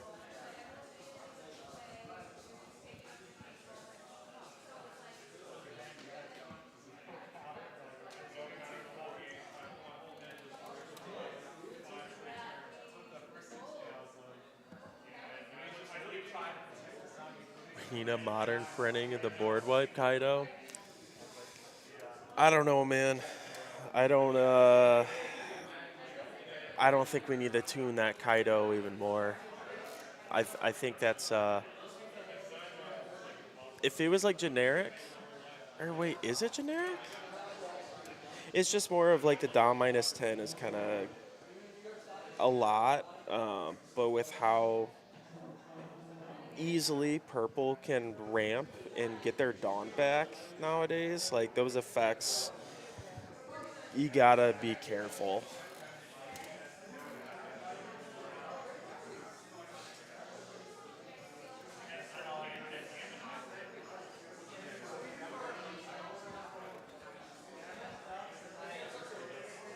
All right, yeah, that was for anyone that wonders how Bonnie plays in the GP Luffy. That's honestly just a perfect match to watch.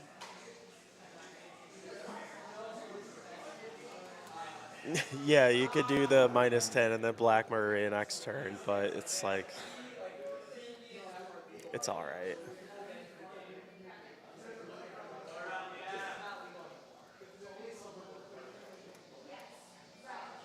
Oh, wait, it was Dom -6. It wasn't Dom -10. I'm thinking of Kaido Linlin and Tenkos Luffy. You're right, it was Dom -6. So it's not like that bad, I guess. Was it leader locked to Animal Kingdom? I think that's what it is, right? It's leader locked. Yeah, that's how it was kept in check, I think. Or I'm wrong on that too.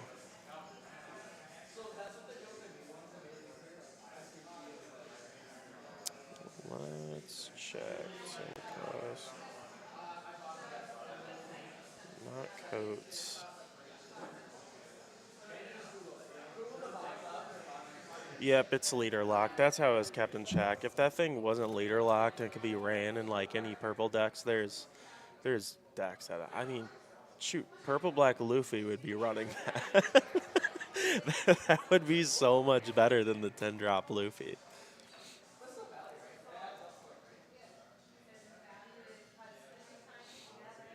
You're right, or maybe Hydro.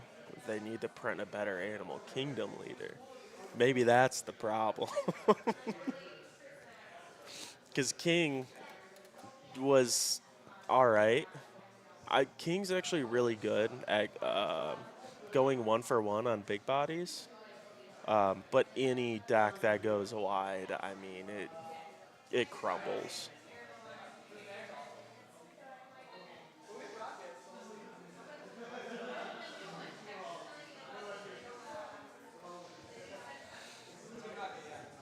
Also, I've been keeping up with like some of the card leaks. I'm honestly kind of shocked that they are adding more like, was it Shandorian, basically Kalgara support. I mean, they gave them so far 2 cards at 3-cost event. They can grab 2, so kind of like a Darashi, but specifically for Kalgara. And then the 5-cost 6K that gets you an extra draw when you take the life. So it keeps your hand even healthier, which is nice. But I'm also wondering if maybe they're going to print another like Shandorian or Sky Island leader sometime soon. I don't know. Mono Purple Kaido is probably the best right now. Yeah, I mean that's the best Animal Kingdom leader because I mean it can get scary if you don't keep it in check, but it's such a like single line game plan pretty much. It doesn't have like that much flexibility to do a lot. It's just ramp, play blockers, You can rush king, which it's all right. It's not doing a whole lot, but just trying to get the 10 Dawn. Which, I mean, to be fair, some decks just can't handle a 10-drop Kaido. Like, they get their board wiped, and it's like, well, I guess I'm not really doing a lot for a couple turns.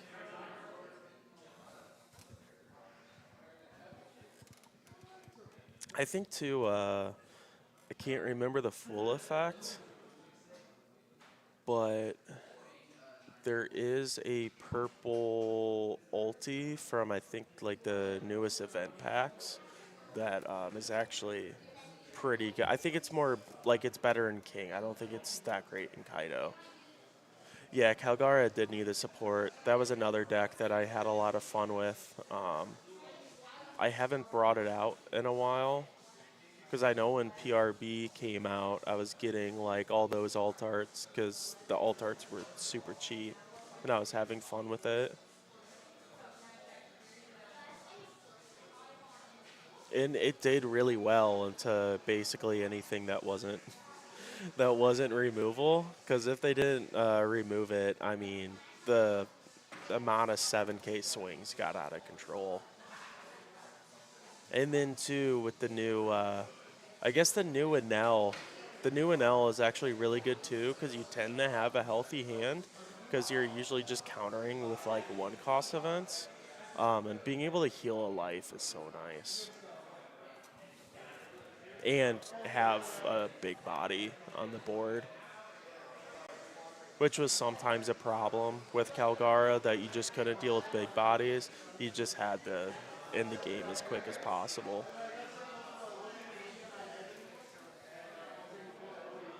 All right. I don't know who's still playing right now. Looks like I think that's Kuma and Joe. Yeah, I think Kuma's still playing. So Vega and the Shanks. And I mean, Shanks can remove Vega's characters, but again, it's not like wide removal like Lucci. It's not every single turn.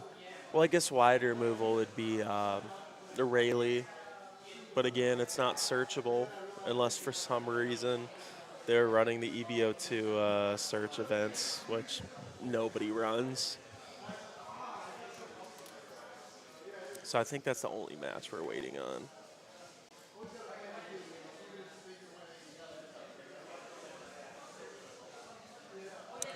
Reset that timer.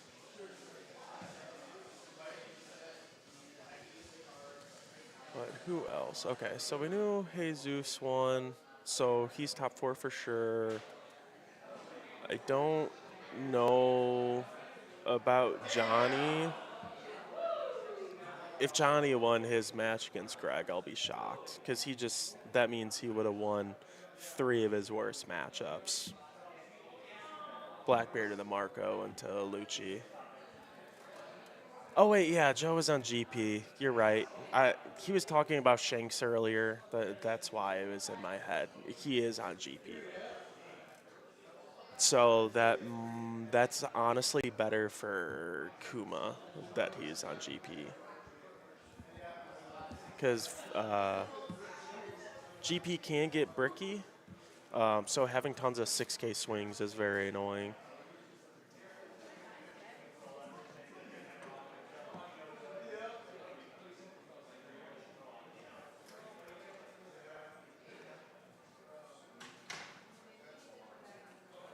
Did he win? No, I made a blunder at the end. Ooh. Random player is back. Yep. Yep. He told me he just lost against Lucci. Yeah, I made a blunder at the end because I had a carrot on board. There was a Rebecca that was rested and a Rebecca that was standing. Uh-huh. I swung a lead both, and I should have stunned.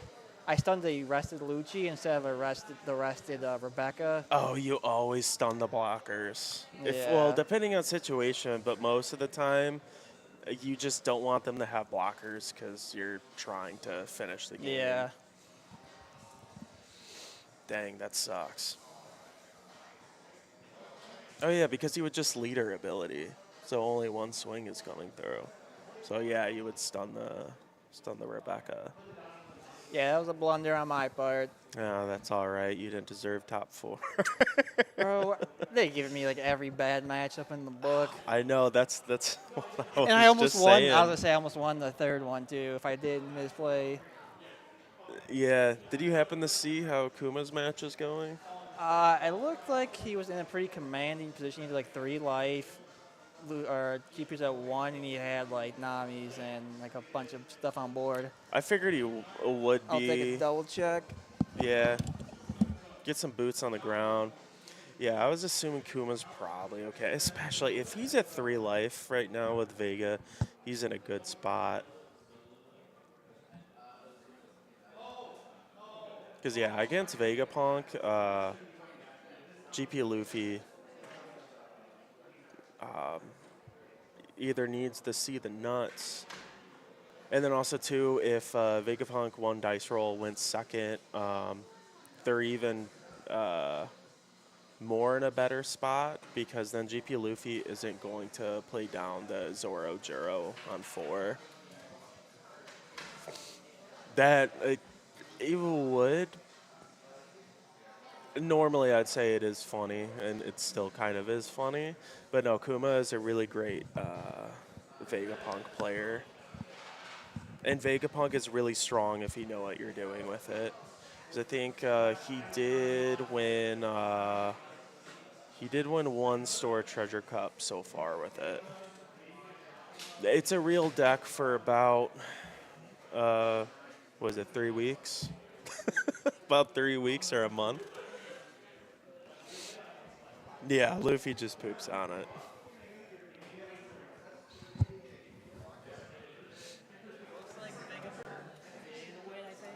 Okay. Yep. Vegapunk did take it. So, All right, I guess I'm here now for the rest of them yeah. out. Oh, are you going to stay and commentate the rest? Yeah, I mean, no one else is, so. Sure. I'm interested to see. 'Cause I think it's gonna be. It's Shanks versus Vega. You don't have to put that part there. And then I think it's Bonnie, Lucci, and Shanks. Bonnie, Lucci, Shanks, and Vega. Yeah. Oh, and luckily. Oh, so So the it's gonna empty be spots against Shanks, Yeah, right? it's gonna be Ben Vega took it? versus Shanks. Yeah, Vega Shanks and then then Bonnie Lucci. Bonnie Lucci. That's tough for Jesus, but again, It's not doable, a like loss. I mentioned. It's doable. I was gonna say I made a misplay that caused me to lose, so it's definitely doable. Yeah, Especially now, because like things like I know Jesus is also on Pedro. Pedro is like really good because yeah, they like you can't really use Kuzan the swing because then you just pop Kuzan immediately. yeah. Bonnie's like obviously Lucci still has the advantage. But Bonnie, it's not Yeah. like the worst matchup. It's But- just more Lucci has cushion to make a Yeah. mistake. Bonnie does not. Also, but Lucci now without like the Moria and stuff, they have very their grind game is not as good as before, where they could just keep recurring everything. So Oh, you could yeah. like dwindle their hand down pretty quickly now, Uh, since you're yeah. only really getting 1 card from Rebecca, but not really because you're playing something from hand. Mm-hmm. So it doesn't really get you another card. Yeah, you can grind them out. Where before with Moria, you couldn't do that. It was basically I hope I see 2 Hodies and they don't Yeah. see Rebecca's.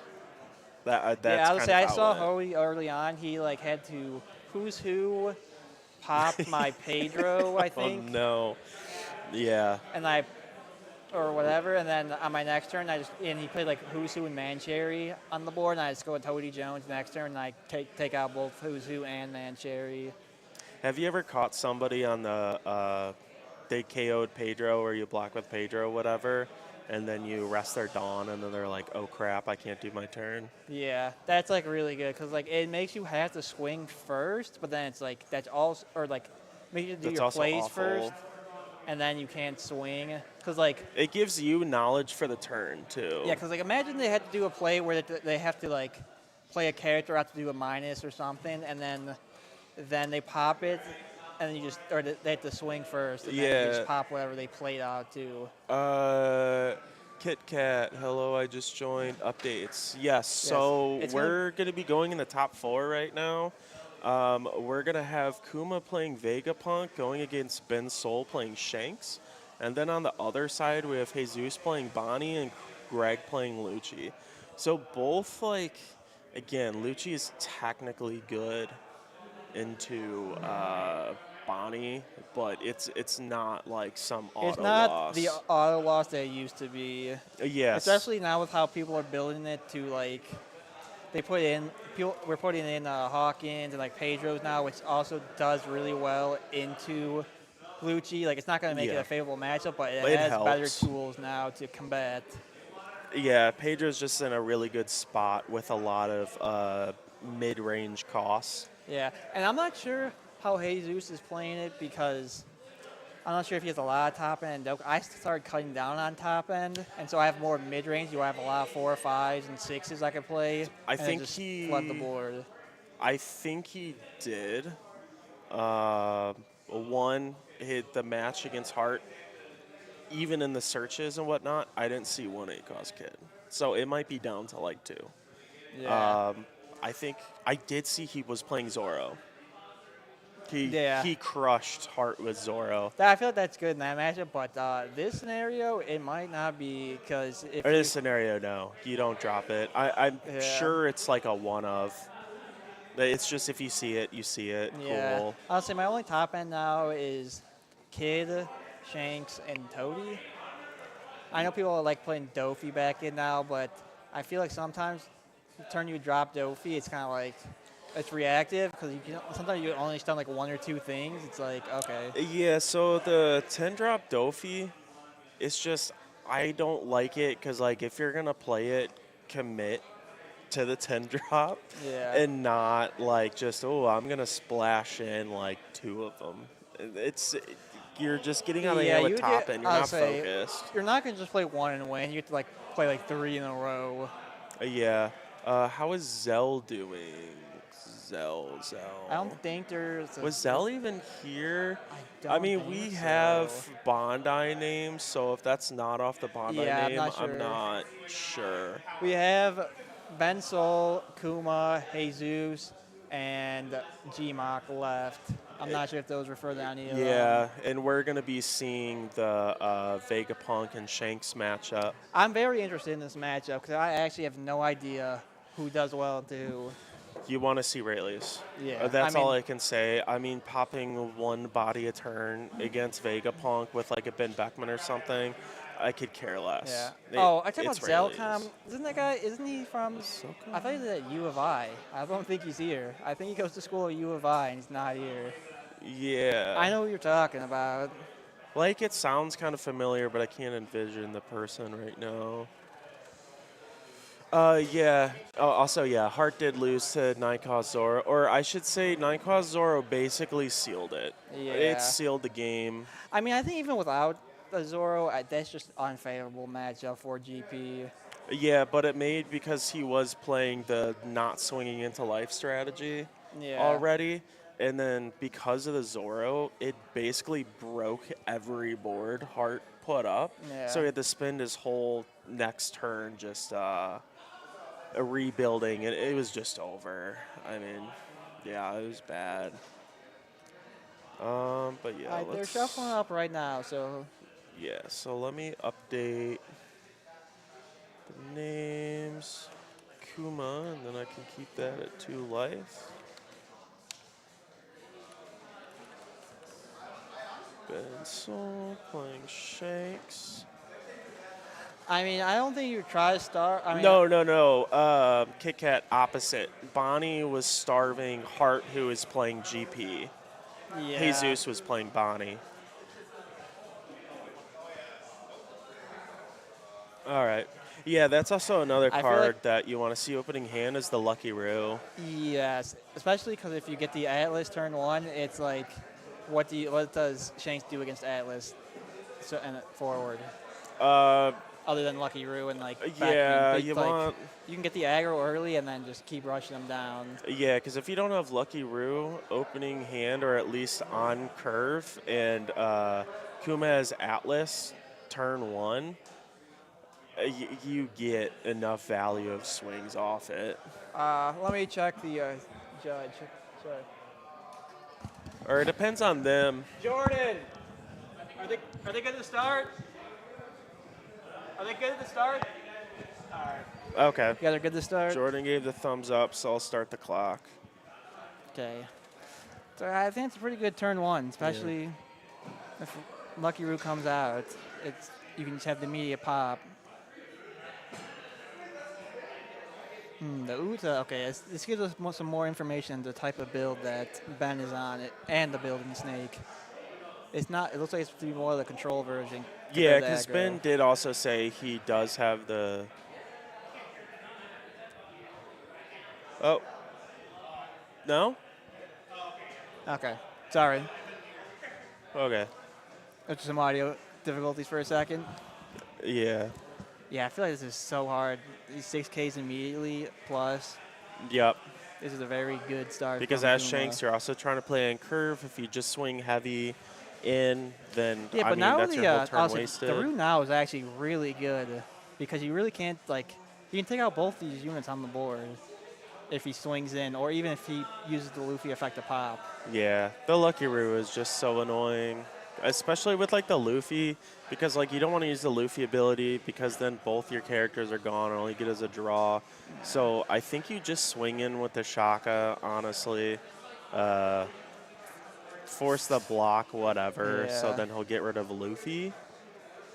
Going 8 first. Or actually, he might be okay with Okay, Shaka. I think this is good for Kuma just because you have the cycle at that, but later if you need to. Oh, and yeah, the second Shaka, it makes sense. This replacement, and maybe I think he's okay. Like, Shaka is also prime Rayquaza Yeah. fodder. And currently the Luffy's more beneficial at this point because we're still early in the game, so there's not that big of the big power drops coming out yet. So you can still pop Yep. something at least with Luffy now. Interesting. Is it Marco? 5? Is there Marco? Ah, Yeah, so this is basically full control build. yeah. He's got. I mean, I feel like Kuma's on the back foot now. Only one on board, and we're getting towards the Rayleigh turns. Yeah, and Ben's at 4 life. Again, the Lucky Roo just made it more difficult. Said, oh, the Sanji blocker from EV2. Yep, Yeah. I've seen that. Such a good addition. I run it as a 2 of. Feeds your hand, and then when you're at 6 Dawn, you're most likely just going to play a 5 cost and use yeah. later ability anyway. Ooh, the ass snake. I actually haven't seen that much lately.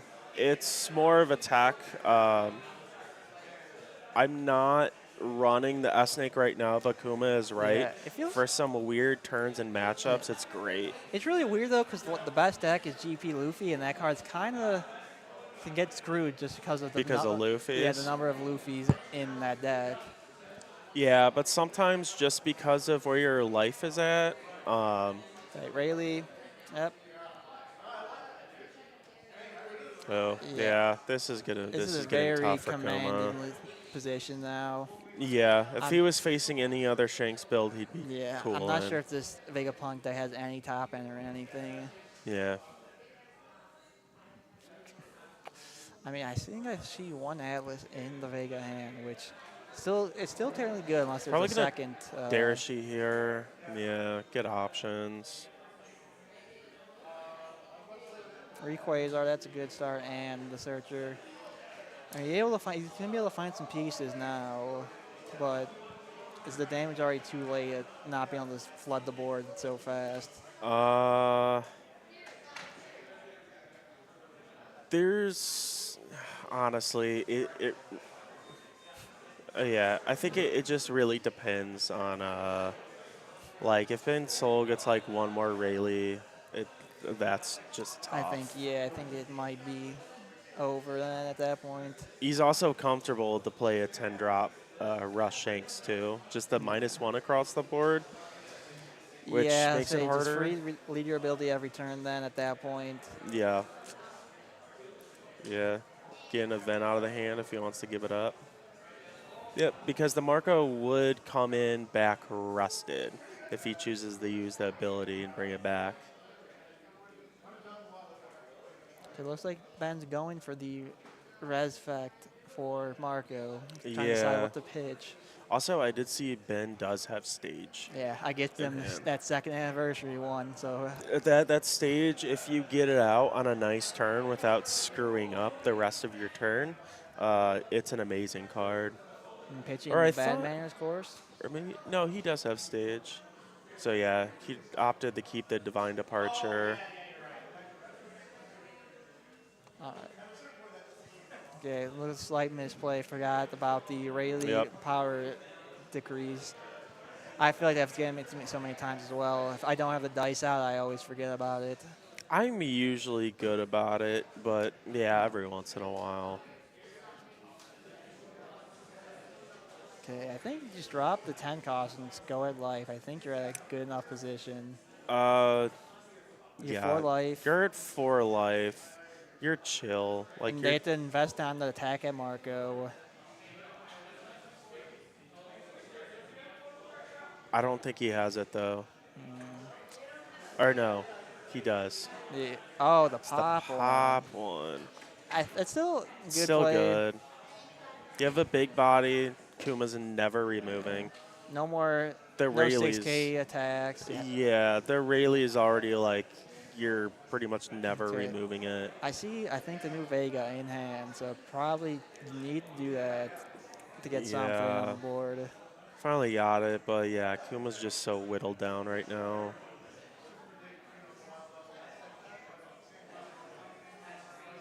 Yeah, at this point you have to get rid of bodies just so you don't I think die. Ben's hand is running low, so he has maybe 2 or 3 cards left, which is a good thing for Kuma, but those 2 bodies are probably never leaving the board. No, they're never leaving.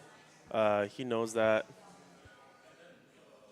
He might try and keep up board by. Okay, he's got some good choices in the search. Atlas is risky. He could probably just Shaka. I would the case to put Atlas though, just because you have the Rayquaza in hand. It's just because he kind of. I guess he didn't need to heal. Still probably better to.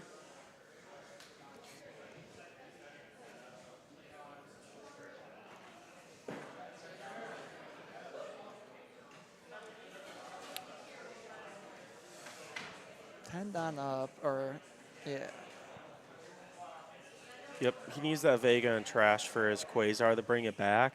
So he still gets the value of a blocker and then a high likelihood just to get another the 6K issue is, body. though, the last Vega search, I think he put.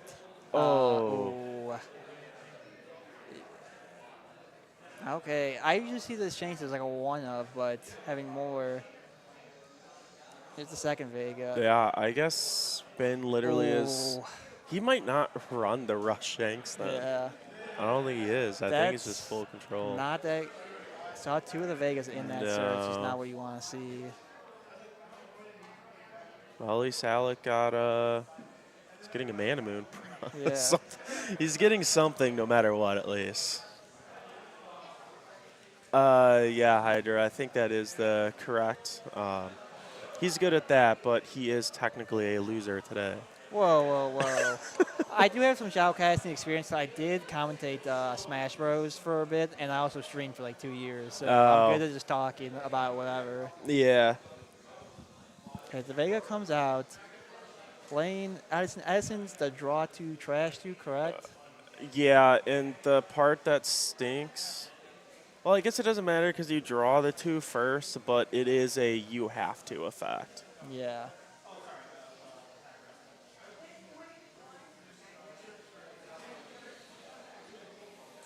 Again, it's technically not over, but it is looking dicey. Ooh, a Rayquaza out of life is very good. Yeah, it's making it work at Lilith, yeah, because they need to get hand. Normally I'd say Pythagoras, but we're kind of past the point of Ben Sol like controlling the board. I think that is every Shaka in rotation now, or 3. So he has at least 2 or 3 in trash. No, I think that's all of them. But do you want all 5 in trash just because you need Rayquaza at that point?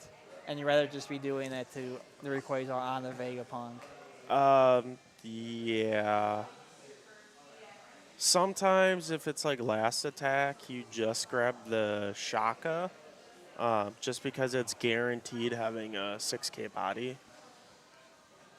Again, it's technically not over. How about But, Pencil has 10 on this turn to do Yeah. whatever. but I don't know what. Rayleigh, Kuma- Dragon, anything I think at this point probably seals it. Yeah, I forgot what Kuma has in hand.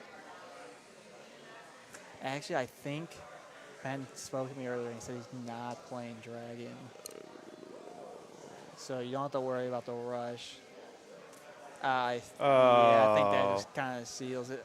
Yeah, Establishing the stage and then at just the putting a end. stage. I mean, Ben has 1 card in hand. Well, he has 3 life. He's just gonna pop Vega, right? I don't know. It could be kind of scary. I mean, you already have some of the Vegas in rotation, so the only thing would have been if that was the only Vegapunk. Yeah, Or it plays just Archer. it's depending on the counter that Ben gets off of life when you have to use the Lucky Roo. Lilith trying to find something. Oh, Ooh. Rayquaza. And both Vegas. I mean, Yeah, I think at that point, 'cause you already have one of the Vegas in trash. you're okay because I mean he just has to heal right now. So he has 6 Dawn left. So I think right now he's debating whether. Yeah, he's gonna play Shaka too. Yeah, I feel like he's running out of targets in deck 4, like good targets in deck 4 Vegapunk. Yeah, all the Shakas are in the trash, so I- you're not gonna get the lucky Although, like- Shaka off. I think he has all 4 Liliths at this point, or 3 of them. Yeah, I don't know how many Pythagoras. The only thing I could see maybe he bringing back the Vegapunk is kind of risky though. But it might net you a 6K body. Yeah, I think at this point he's just going for it, just trying to do something. Makes sense to go with the Shaka first because I think that's the immediate pop instead of Vega now.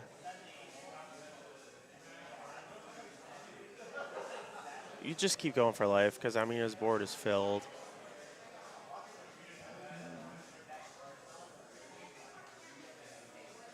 And then what does he want to do here though? Because that wasted a lot of swings.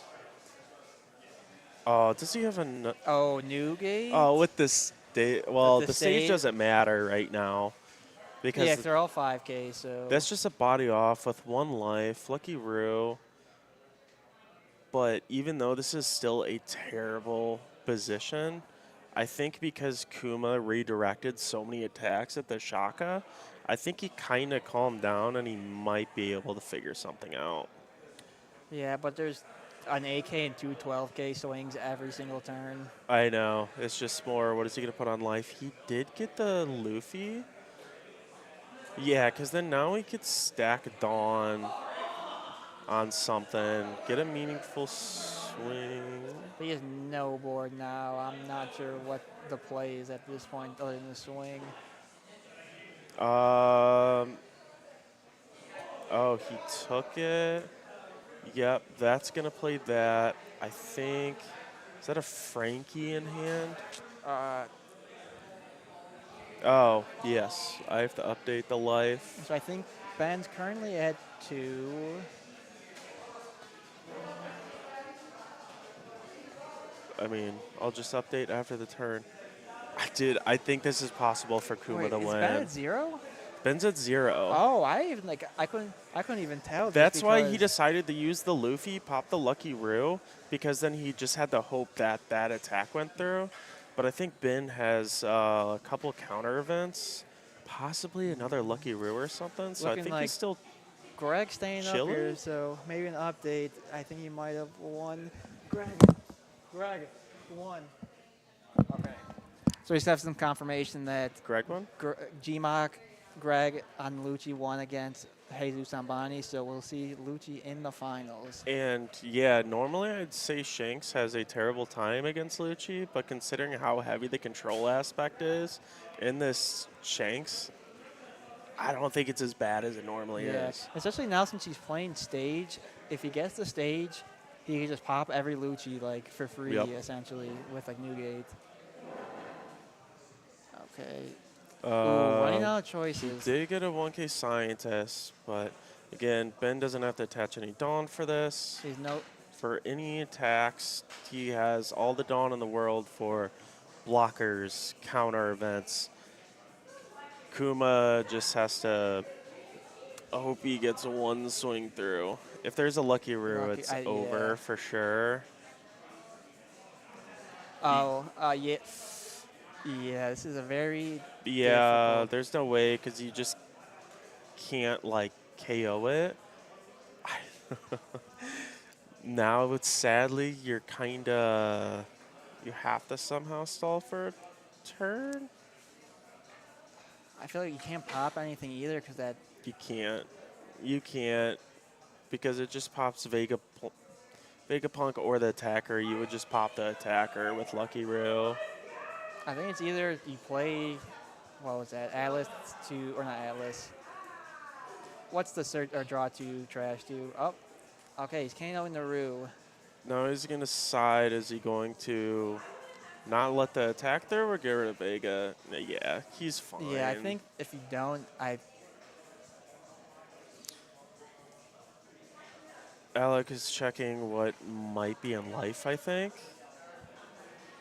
surprised Blaze Light would be kind of crazy. That actually kind of would have been the nuts. I think Ben still has all the counter in the world that he needs. There's another Quasar, so if you can, I'm not sure if there's actually any other blockers in the deck for Vegapunk to get. Oh, I think there's just Vegapunk blockers and I think one Sanji in there, so it's not grabbing anything like that. I want to say Kuma has also gone through all his Liliths, so there's also not going to be, grabbing anything. Not that counter power matters at all right now. If he has Rush Shanks, I think if you just swing out with the Rush Shanks, you could just win. We only have, 6 swings, so. You need 5 swings, unless Ben has rush, but Oh, I don't that's- think it's he true, runs yeah. any rush. I think you just. No. I'm not sure about going for Boar. I think you might have to just go for it now if you don't have a way to get rid of Nami. That's a very good search to see. Yeah, Kuma on the mic saying that he already went through his deck like 3 times up by now. Yeah, I think Okay. Ben just realized, like, if he has no board, he has no attacks, so it doesn't matter. But now we got him. Yeah, he's just going to block her up with Sanji, opting not to do it yet because technically he could potentially pop it from life. It's not Sanji, it's Tony Chopper. You gotta get Oh, yeah, that right. Chopper. You're right. This is a lot longer than I thought this game would go on for after the early game that Ben had of just removing everything on the field. Yeah, I mean, Kuma's just stretching every single possible Okay, defense. I think that was only one choice left before And that. that it's a cycles mandatory. 2. Ben's jamming mentioned he might just go for deck out for this game. Kuma look like he is running low. I think Kuma might have a Luffy. Does he have Luffy in hand? Ooh, the backman. 10K. Vega for the win. Yeah, there's no more. Yeah, and that's going to do it.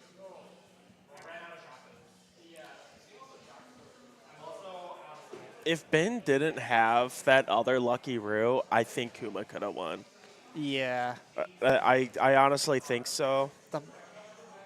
The blocker, I mean, Kuma's talking about those 3 large attack he couldn't deal with, but I think it's really the blocker costed him the game. Yeah, you're not dealing with the big bodies, but I would still rather see the rush shanks more than the pop, because if you have nothing to swing with, I mean, there's just no way out. That was a very close and exciting one to see. I did not think Vegapunk could survive that long against that board state. Yeah, so this is now going to be The grand finals. Shanks-Lucci matchup, both control. Yeah. I think the thing is, though, Ben's control is more... I mean, that is super heavy control, and Shanks. That is top end all the way down to I think bottom. the control Lucci has now is you're able to pop a lot of like 4, 5s, and 6s compared to relatively popping the big guys. Yeah, for big guys, you're going to need Kaido, or you're going to have Like multiple your Jax your Tempest stick. kicks, Hina's. Yeah, it can't go wider. And then like Lucky Ruse, it's just going to KO back. I think, yeah, that Shanks-Lucci matchup, I think, is going to come down to... It's going to come down to who runs out of cards. I hope Lucci wins so I have better tiebreakers for my pricing. What are you talking about? I know, that's the joke. Oh. Oh, wait, yeah, because you're a loser. Whoa. See? You didn't even play. You You're a lost. buster that didn't even play. I got an invite, and I decided other people should get the regional trip. To go on to I would have been playing Hydro Gunner's Vega, comment, too. Adnan actually lost to me in round 2, Bonnie versus Marco. It was a very stressful game. Yeah, I really thought Marco was going to take that one, because definitely seeing his build, I'm like, dude, that is such efficient 8-cost down The removal. thing is, he talked to me after, like he says he usually takes the first 2 life, so I just kept swinging at life, and then he doubled. He did 7-cost Newgate on 7, 7-cost Newgate on 9 to like basically take out my entire board. But I had That was 3. insane. Yeah. The 10-cost Pop Shanks, the second one, I was like, dude. The fact they play that card, I can't win that matchup. I know. That's the only thing that like makes it almost like basic. I was also that second Lucky Roo. Yeah. Like, I couldn't see his whole hand. I was like, if he doesn't have Lucky Roo, there's a possibility. Yeah. But that was the one blocker you didn't want to see. If I rolled only 5-cost ace, I might have had it. Dude, well, that's what I was expecting. That's what I was trying to play around as well. Keeping the divider. Yeah, the Control Shanks matchup just, I mean, that was Control probably the best that Vega could can do. technically play against that deck. I think he just got unfortunate. There was a lot of searches where he saw multiple of the Vegapunks in the search, and you could only grab one, or like he had to grab a scientist, and so he couldn't grab Yeah, Vegapunk. the 10-cost Shanks is rough, but I guess it's still better than the alternative of, Ben seeing multiple Rayleighs, but still, I mean, that's just brutal.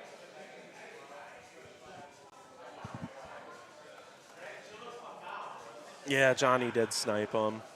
Yeah, as I was saying earlier, he like doubled 7-cost Newgate me, but I had 3 Hodies in hand, and so I literally just went face the entire game just to force him. Yeah, that Marco build will just lose to multiple Hodies. Yeah. There's just... Well, that's why I No. recognized the win con, because after he took the first 2 life, he's like, I should just go hard at life. Yeah. I could be able to take it. Yeah. It was crazy though. He like minused in the first Hodie to like 6K. He swung 10. I had to do 2K and 3 1Ks to save it. Just so on my next turn I had the second Hodie Jones. I could swing 9, 9, and 6, and he barely had no counter. So I swung 9, he Rad Beam countered. I swung 9 again. I think he countered out. And then I swung 6. He had 1 1K in hand. Yeah.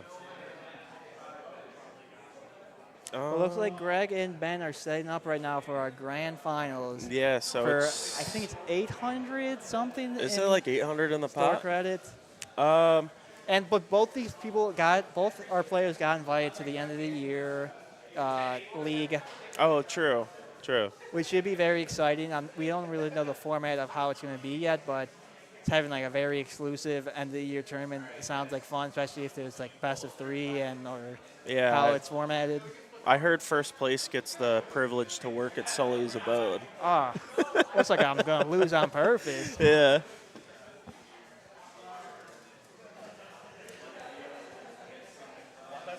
Yes. Good Shout out job. Kuma. He got a winner scratchman a poo card and he gave it to me. Wow. What's your? Because it said like Mana Moon something. You get Mana What do Moon you product. I don't even know, so I don't know. It's I not mean- here yet. Oh, Because it okay. said like exclusive. So It might be at that watch, concert it's gonna say line. Sulleys or something. Yeah. I'll return it. He's about to hand you a piece of paper that says IOU on it. Yeah. So I guess yeah, the Mana Moon Product prizing or is not here for top 4. not. right Looks now. like we got some Greg stands in the chat. Do we got Greg? I don't know if I stands? want. I'm not sure if I'm supposed to root for or against Greg just because he beat me. So it'd Yeah. be good that the person I lost to won the But tournament. he's such a nice then- guy. He is such a nice guy. But in the past 2 Sully's bigger event tournaments I've gone to, Greg has knocked me out of prizing. So I'm still salty Yeah. about that. You should have known you were in the same side of the bracket as him. So you should have took him out the night before, got him hammered, Like like me James? and James did at Nats. I faced the gauntlet today. I'm proud I actually even got to like round 3 and almost won round 3 of bad matchups. Yeah, to be honest, like you did really good for what. I'm not You sure what had- else. I think Greg had to play Blackbeard before he faced me, it's a bad matchup, and that's very Yeah. good. You- That's very good that he won somehow. Yeah, then you would have been in like one of the worst mirror matches ever, which is the Yeah. Bonnie against Jesus. That would have Yeah. been brutal. I used to I like think the I Bonnie lose that matchup. because, like I said, I don't play Zoro or like Dofi anymore. But Yeah, that Zoro warps how you play in that. the thing is, mirror. I don't even like care about the mirror match at the time because I don't remember the last time I actually played a Bonnie mirror matches. Is it down again? Can you hear now? Can you hear us? Oh, you guys hear them?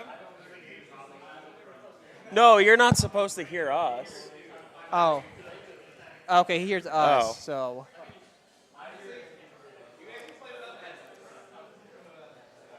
Okay, looks like they're just going to play without the headset on. Just to make sure we don't give it advantage to anyone. In the safety of fairness. Yeah, so I guess I can't say anything. I Yeah, can't but the problem is say- we can't really talk about like who has what in hand and. There should what be a I- way. Yeah. Kuma, does Alec know? It's just if I have that all the way up, I can't. All I Do you hear is us, right? them super loud. Ben, Greg, can you hear us? Can you hear us? Like it's like ear piercing. What mic are you on, too? I am on 2. Yeah. Sorry, we're just fixing some technical difficulties right now. So you guys could barely hear us. So do I just turn mine down? Like you hear the us mic now? is the same, but You don't hear Andrew, but can you hear me? this is my volume going out. Your volume going out. This is your volume over here. Okay. Coming into your ears. So you guys can hear me still, or Okay, not? yeah, it lowered their voice perfect. Because it was like so loud. I'm like, I can't. I can't hear anything else. They can hear you still? Can you guys hear us still? Okay, sound I like assume it. not. As long as they could hear each other. Benjamin's jamming. Can you They're hear Johnny good. Tsunami at all? Okay, Okay, sounds I like think we're we're good. good. Just fix some audio. I'll try to keep my voice at a more respectable tone. Yeah. I kind of wish I knew that earlier.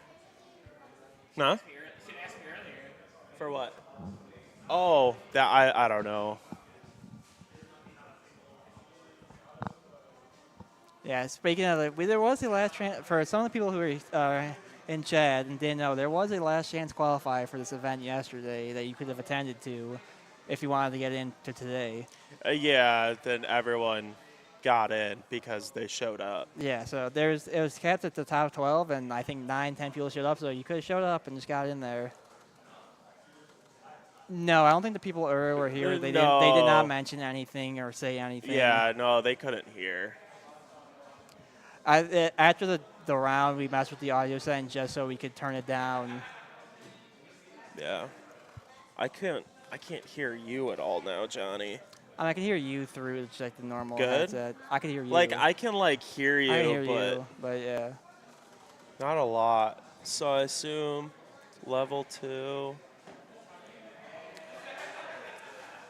Okay, try talking again, Johnny. Hello, hello. Can you hear me? Eh, it just turned. I hear them a lot. Okay. Yeah, that's all right. Can you still hear me right now talking? Barely through the head? I mean, you could take like one head. Yeah, off. that's true. I have that. Yeah, so Yeah. Greg taking second, get the Uda. Yeah. That Uda is going to be great. That is a very sticky card. Yeah. Luckily, as long as he sees it, Ben does But Ben sets run his the Uda, so Marco. if Greg doesn't have like exactly Brook next turn, he could take out the Uda whenever he tries to use the effect. Yeah. I don't know if Greg knows Ben's list. Yeah. I mean, he was watching a bit of the game earlier, so he could have seen. Oh, that's true. And plus 2, like, one card can, like, show you what the entire Shanks Yeah, deck like is. if you see the Uda searcher come down, you pretty much know what kind of Shanks list it is. Well, also, if you see 5-cost Marco, you're like, okay. Yeah. But, Or again, see the it is a stage. different choice. Like, again, I don't know if Ben is running the Rush Shanks. I think it's just the pop. I think he was. We played it friendly before, and he did search out one of the 10 costs. Oh, so maybe he is running, like, 1 or 2. I don't like this. Greg having to swing just 10 doesn't have anything to establish, Yeah. no Kuzan or anything. So that's that Tashigi and Toy Soldier. Tashigi is a really good card because it's trashing. So those KO effects aren't happening. And it's also, it can help in the Blackbeard. The Marco coming out. Yeah, taking care Marco of the comes Uda. down. Ben has a pretty good situation right now. Greg looks like he's going to 6 down. I'm not really sure what Lucci does on 6. 6, you're usually still kind of setting up because he doesn't have a Brook out. There's honestly nothing meaningful in the trash for him right now. Toy Soldier, I think he's just going to try and get like an event out of hand or something if he can. I still think it's fine because I don't think Lucci goes that fast. Finger where you Pistol need and the vent. Lucci.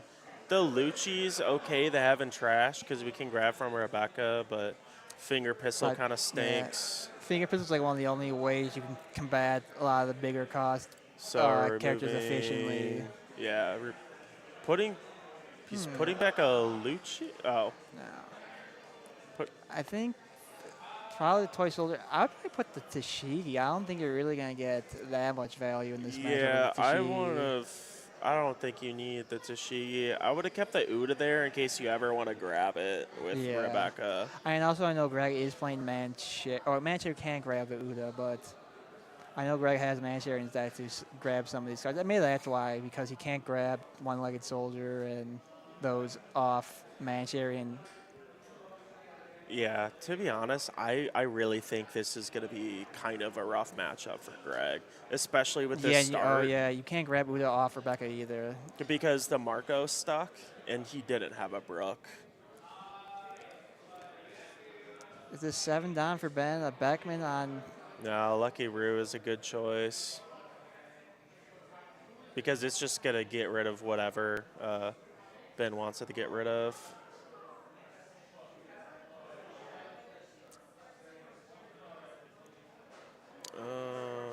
No, you can. I don't think you can grab Mancher or Uda with Mancher. I think Mancher says specifically 3 to 5 cost black cards, while Rebecca is 3 to 7. Yeah, it's 3 to 5 for Mancherry.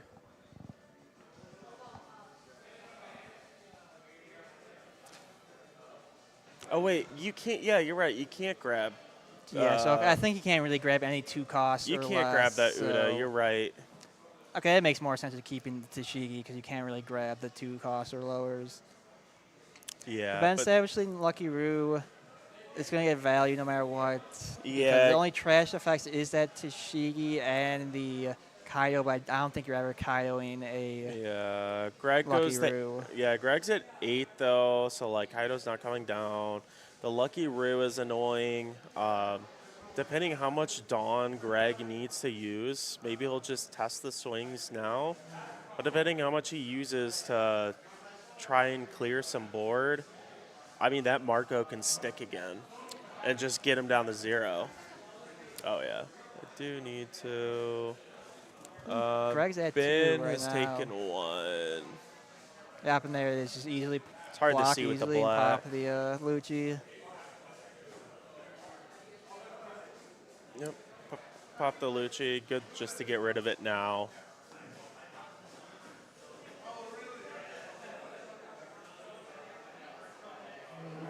Can't really see Greg's hand. I'm not sure. I mean, Ben's board is not really menacing right now. It's not menacing, but Ben is in such a nice spot. Greg has nothing, and he's at 2 life. I know he's going to put some stuff on the board right now, but Yeah. nothing has 8. been high impact.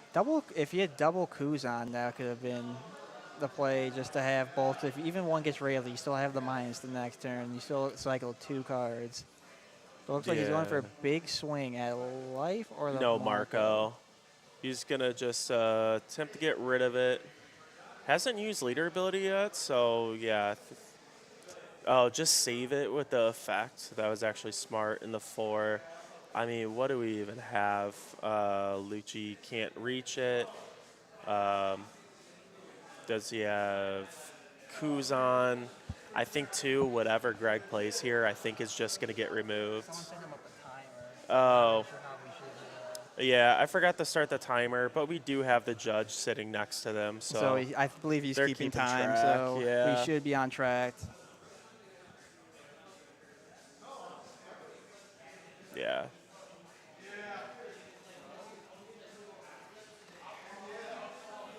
Rebecca, Okay. grab back something. As this does not feel very good at all. I mean, what's even like a 2K? He can grab back Lucci, which I think. Oh, yeah, he goes for the 2K. And then what's he gonna play out? Anything? I don't think. Does he have anything of substance? Okay, Hina. Yeah, just to get a body on board, but I have a feeling. Honestly, the Hina, I would just ignore it. Like if you're gonna like pop or get rid of anything, Yeah, I was gonna say even if he didn't have Rayleigh, yeah, and you then had to 2 and the invest 2, on- that's so rough. Yeah, I believe the Marco. He swung at the Marco and pitched the Divine Departure just to get him back. This is so rough. I think the only thing that might save him right now is swing, drop Kaido, take out. Yeah, drop Rayleigh. Kaido, and then depending on Ben's hand, I mean Ben could respond with Yeah, the 10 cost pop Shanks, get rid of Kaido. And fellow always like Greg's been in the back foot the entire time. Can't even Yeah. done anything established. He just did not have a hot start, and that Marco has been the most annoying thing for him.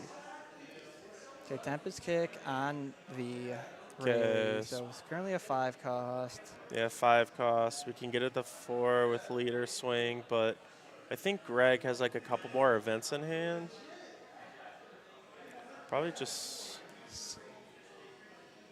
6 of the Marco means nothing. Yeah, I think just you just have to 6 go for the lead. lead at this point.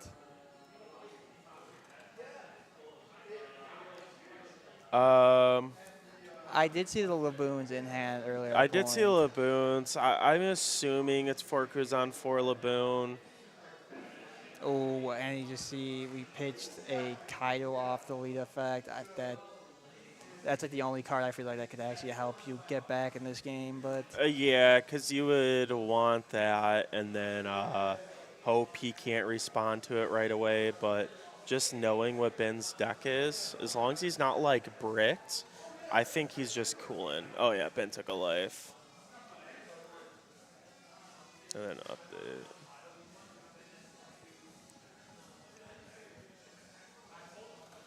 Got the Laboon out and it's going to this. I mean, he is establishing a lot on the field right now. Off Yeah, this. he's establishing a lot. But I think if the next Rayleigh comes down or Yeah, if another Rayleigh, the I Pop mean, Shanks, I feel like if you do a Pop Shanks on anything, even Pop Shanks is like fine because it establishes such a big body, and then as long as you get rid of the Laboon, I think you're still kind of chilling as Shanks. Four in hand on for Greg.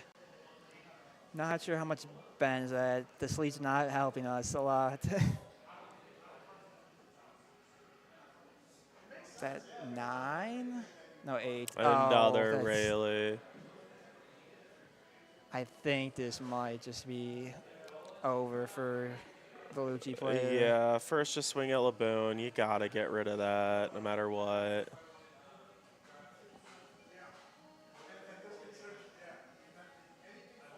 I don't think you would need a attach, but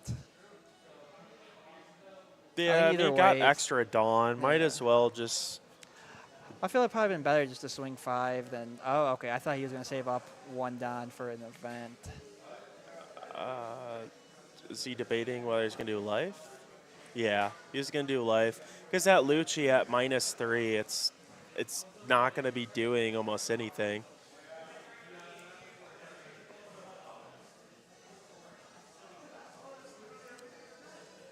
And then +2, he was probably thinking like maybe I should keep a Dawn up for an event, but he's probably gonna use that event to keep Marco sticking. Yeah.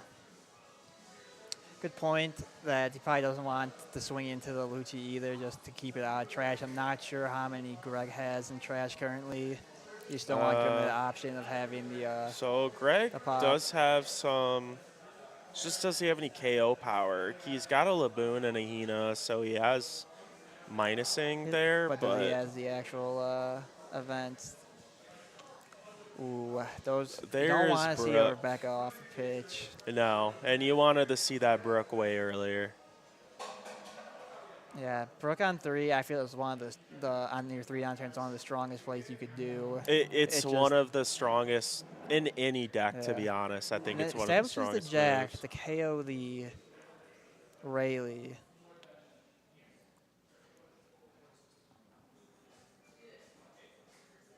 I mean, Greg did build up a decent board here, but just being at 1 light's kind of scary. Is this just math? It How many could be. cards does Greg have in hand now? Because I he know was said already low. 4, and so then he did 2. 4, he played 1, cycle. He might be only at 2 in hand currently. If it's 2, I mean, that's Yeah, it looks like he's going for it. Oh, he's 3. 3 in hand, yeah. I think that's why he just wants to test the water with 8.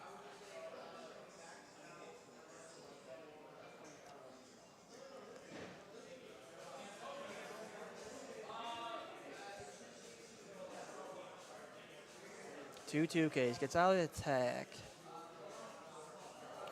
This is Oh, a wait, very... Greg had 4 cards 4. in hand. Okay, I thought...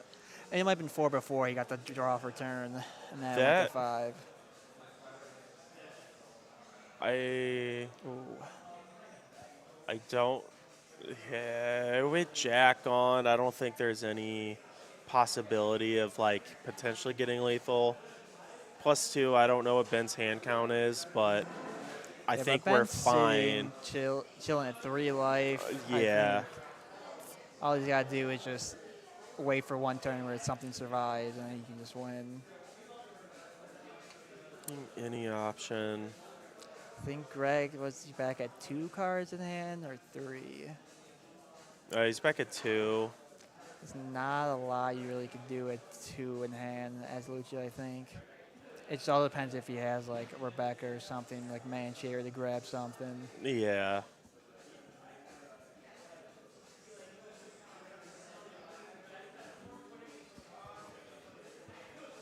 I mean, for what he's had, Greg is playing it well, but I mean, there literally has been no time in this game where, like, he's been ahead or even. That 5 cost Marco, literally is the MVP of this game. It has not left the board. Oh, running the Garp.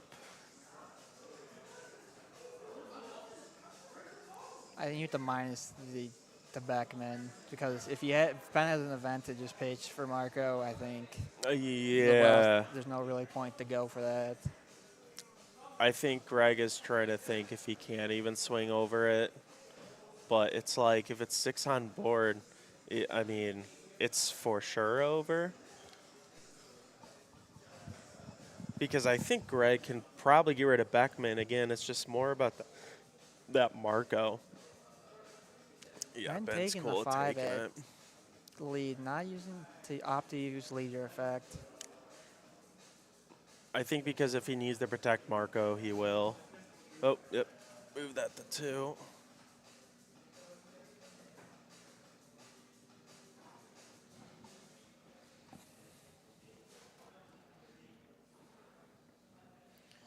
Okay. What is he playing? Did he get He's a big still- body? He still has 10 done, correct? He has 2 cards in hand and 10 Dawn, so I'm assuming he got a big body If to I mean, remove if you do like a something. Kaido or something. Oh, the Mansion, like I mentioned. This could do something. He can grab Rebecca at least. Yeah.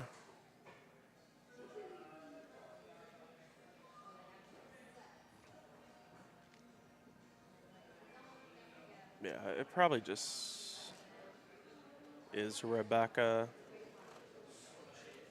And then hope that Ben doesn't have another, like, KO How much effect or Dawn something. does he have left? He only had 8. He has 8 Dawn Ooh, left. I thought if he had one more Dawn available, he could have just installated himself maybe for another turn by getting Rebecca, grabbing Sabo, and then Sabo in to get more cards and just have 2 blockers on board. I mean, Sabo will just change your hand Yeah. because he doesn't have. He has 1 guard in hand. Or But 2, still, I mean, if you don't have whatever it counter or is. anything. Ooh, Khalifa, Khalifa? to cycle. I mean, cycles, but Pitching a 2K off that. Interesting. it makes sense that he did that because he at least has another attacking body. Oh, okay. He can technically do the Rebecca Spandine. Wait, does he have another Lucian trash? So he Or you need a minus. Brooke? He minus 3 total. Is he checking for an event out of Marco? And then get rid of Otama, I think. Yeah, he's checking for an event, which he doesn't have, which is actually good on Greg's end that he knows he didn't save it with an event because it means he could potentially still get game next turn if he lives. Yeah, this is a very scary board now. 'Cause I know. I'm not sure how much Ben has in hand. A Rayleigh would be perfect. Or even like as much as like a Lucky Roo. You could just swing, try to force out all the cards and blockers. Yeah, I think Ben is actually just going to block her up.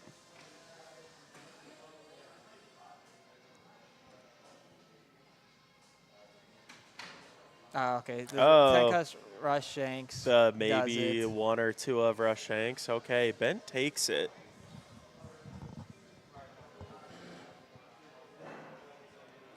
Ben Damon takes it in a pretty, I would say Yeah. pretty convincing game. Like it never felt like he was at the rat maybe until that last turn if he didn't have the Rush Shanks. Yeah, I mean, Greg had to literally stretch every single. He made the Resource. most optimal plays he could. There was just no way out of it. That early game was just so brutal for him. Yeah, having to swing like 9 at one point and not playing like a Kuzan or Laboon or like Brook or anything.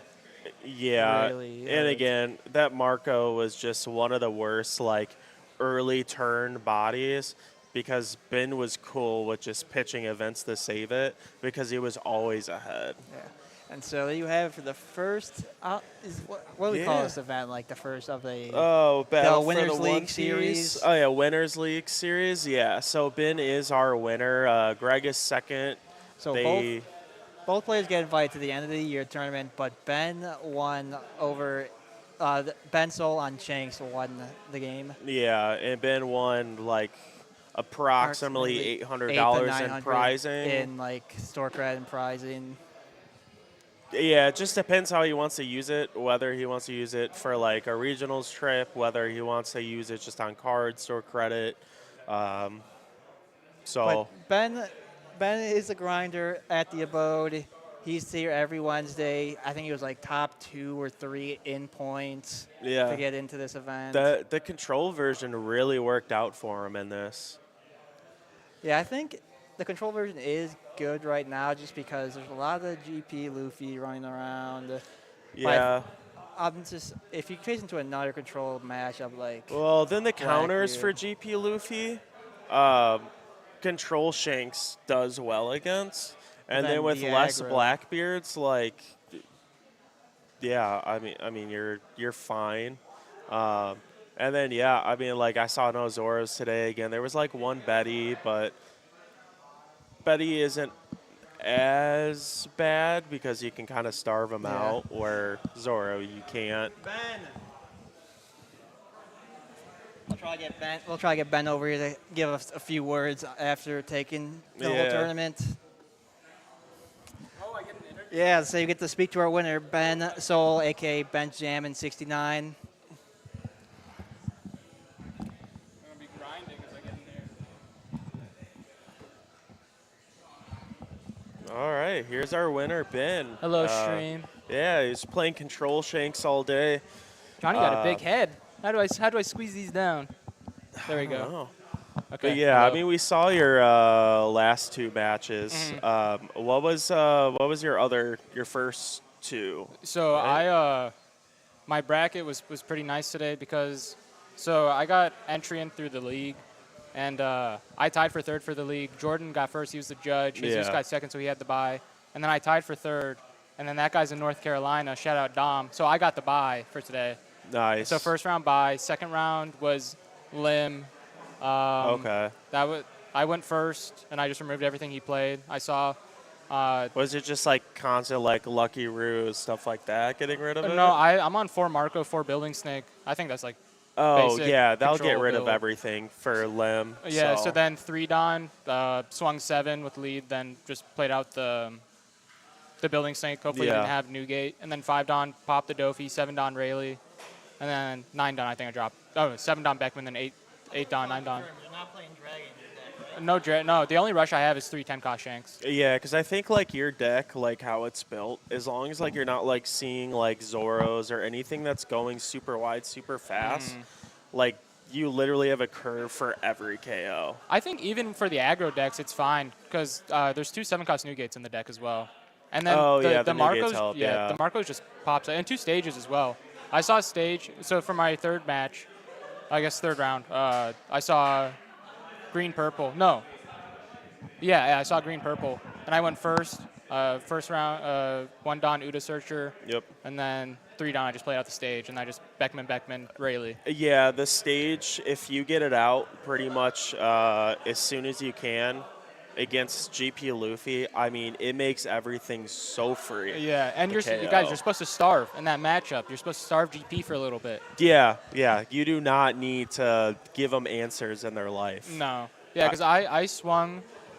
The first time I swung is after I removed their first Sanji pudding. Yeah. So then they just have no board to answer.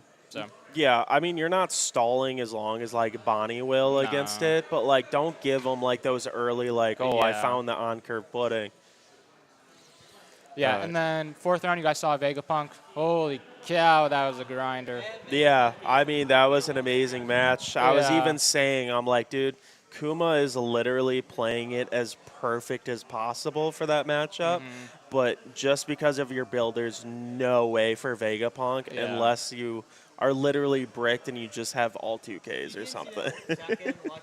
Dude, the Lucky Roo, so I top decked that. Yeah. That shit was so nice. Yeah, I was looking at that. I'm like, dude, if he doesn't have a second Lucky Roo, there's a possibility, but yeah, that dream was just gone. Yeah.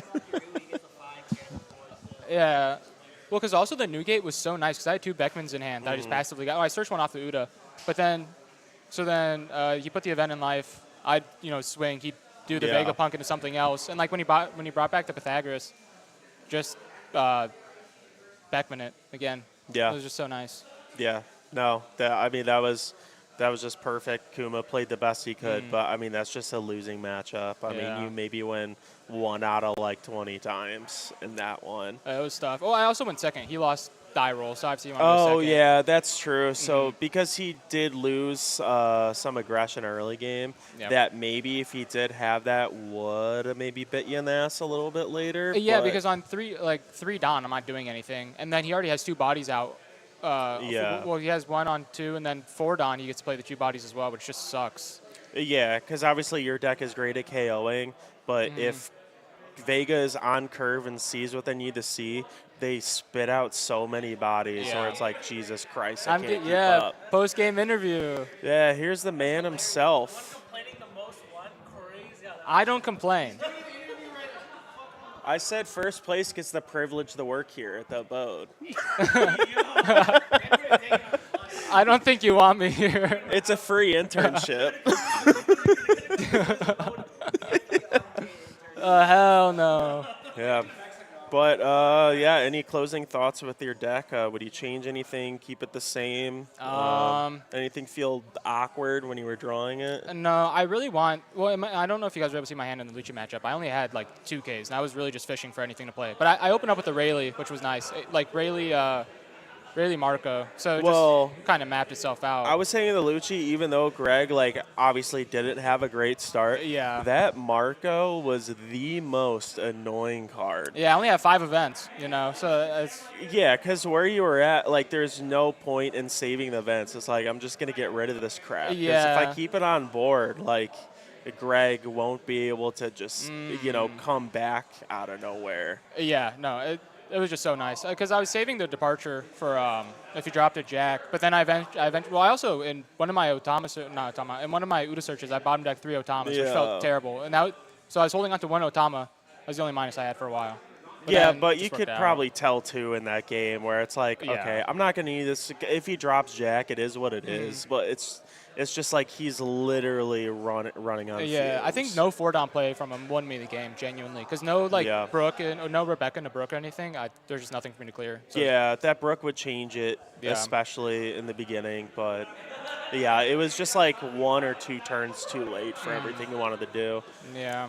But, all right, yeah, that was Battle for the One Piece guys, our first Winners League tournament. Ben is our winner.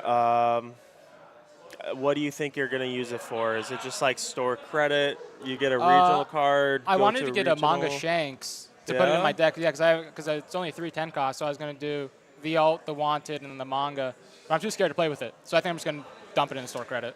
Yeah, I get it. I mean, I'm a person that would play with high value cards, but I just... It's too scary. I can't. Because sometimes, opponents, when they swing, they'll, tap the card or something, and I don't know. Oh, yeah. Or hey, can I check that? Yeah, no, because some people, when they swing, they tap it like that. I'm not doing that, bro. Yeah, there's some people that are way too comfortable with, how they touch people's card. Like, they won't ask first, and they just start grabbing shit. It's like, dude, I don't even know you. Yeah, no, it's too much. But, store credit for me. Yeah, no, I think that's smart. All right, guys, we're going to end the stream. Thanks for tuning in and watching again. Ben won. And then I know next weekend, I don't know the times on top of my head, but we do have Treasure Cup Saturday and Sunday, so I will be back and James will be co-commentating with me. So, yeah, tune in for that. See you next time. You guys won't see me on commentary next.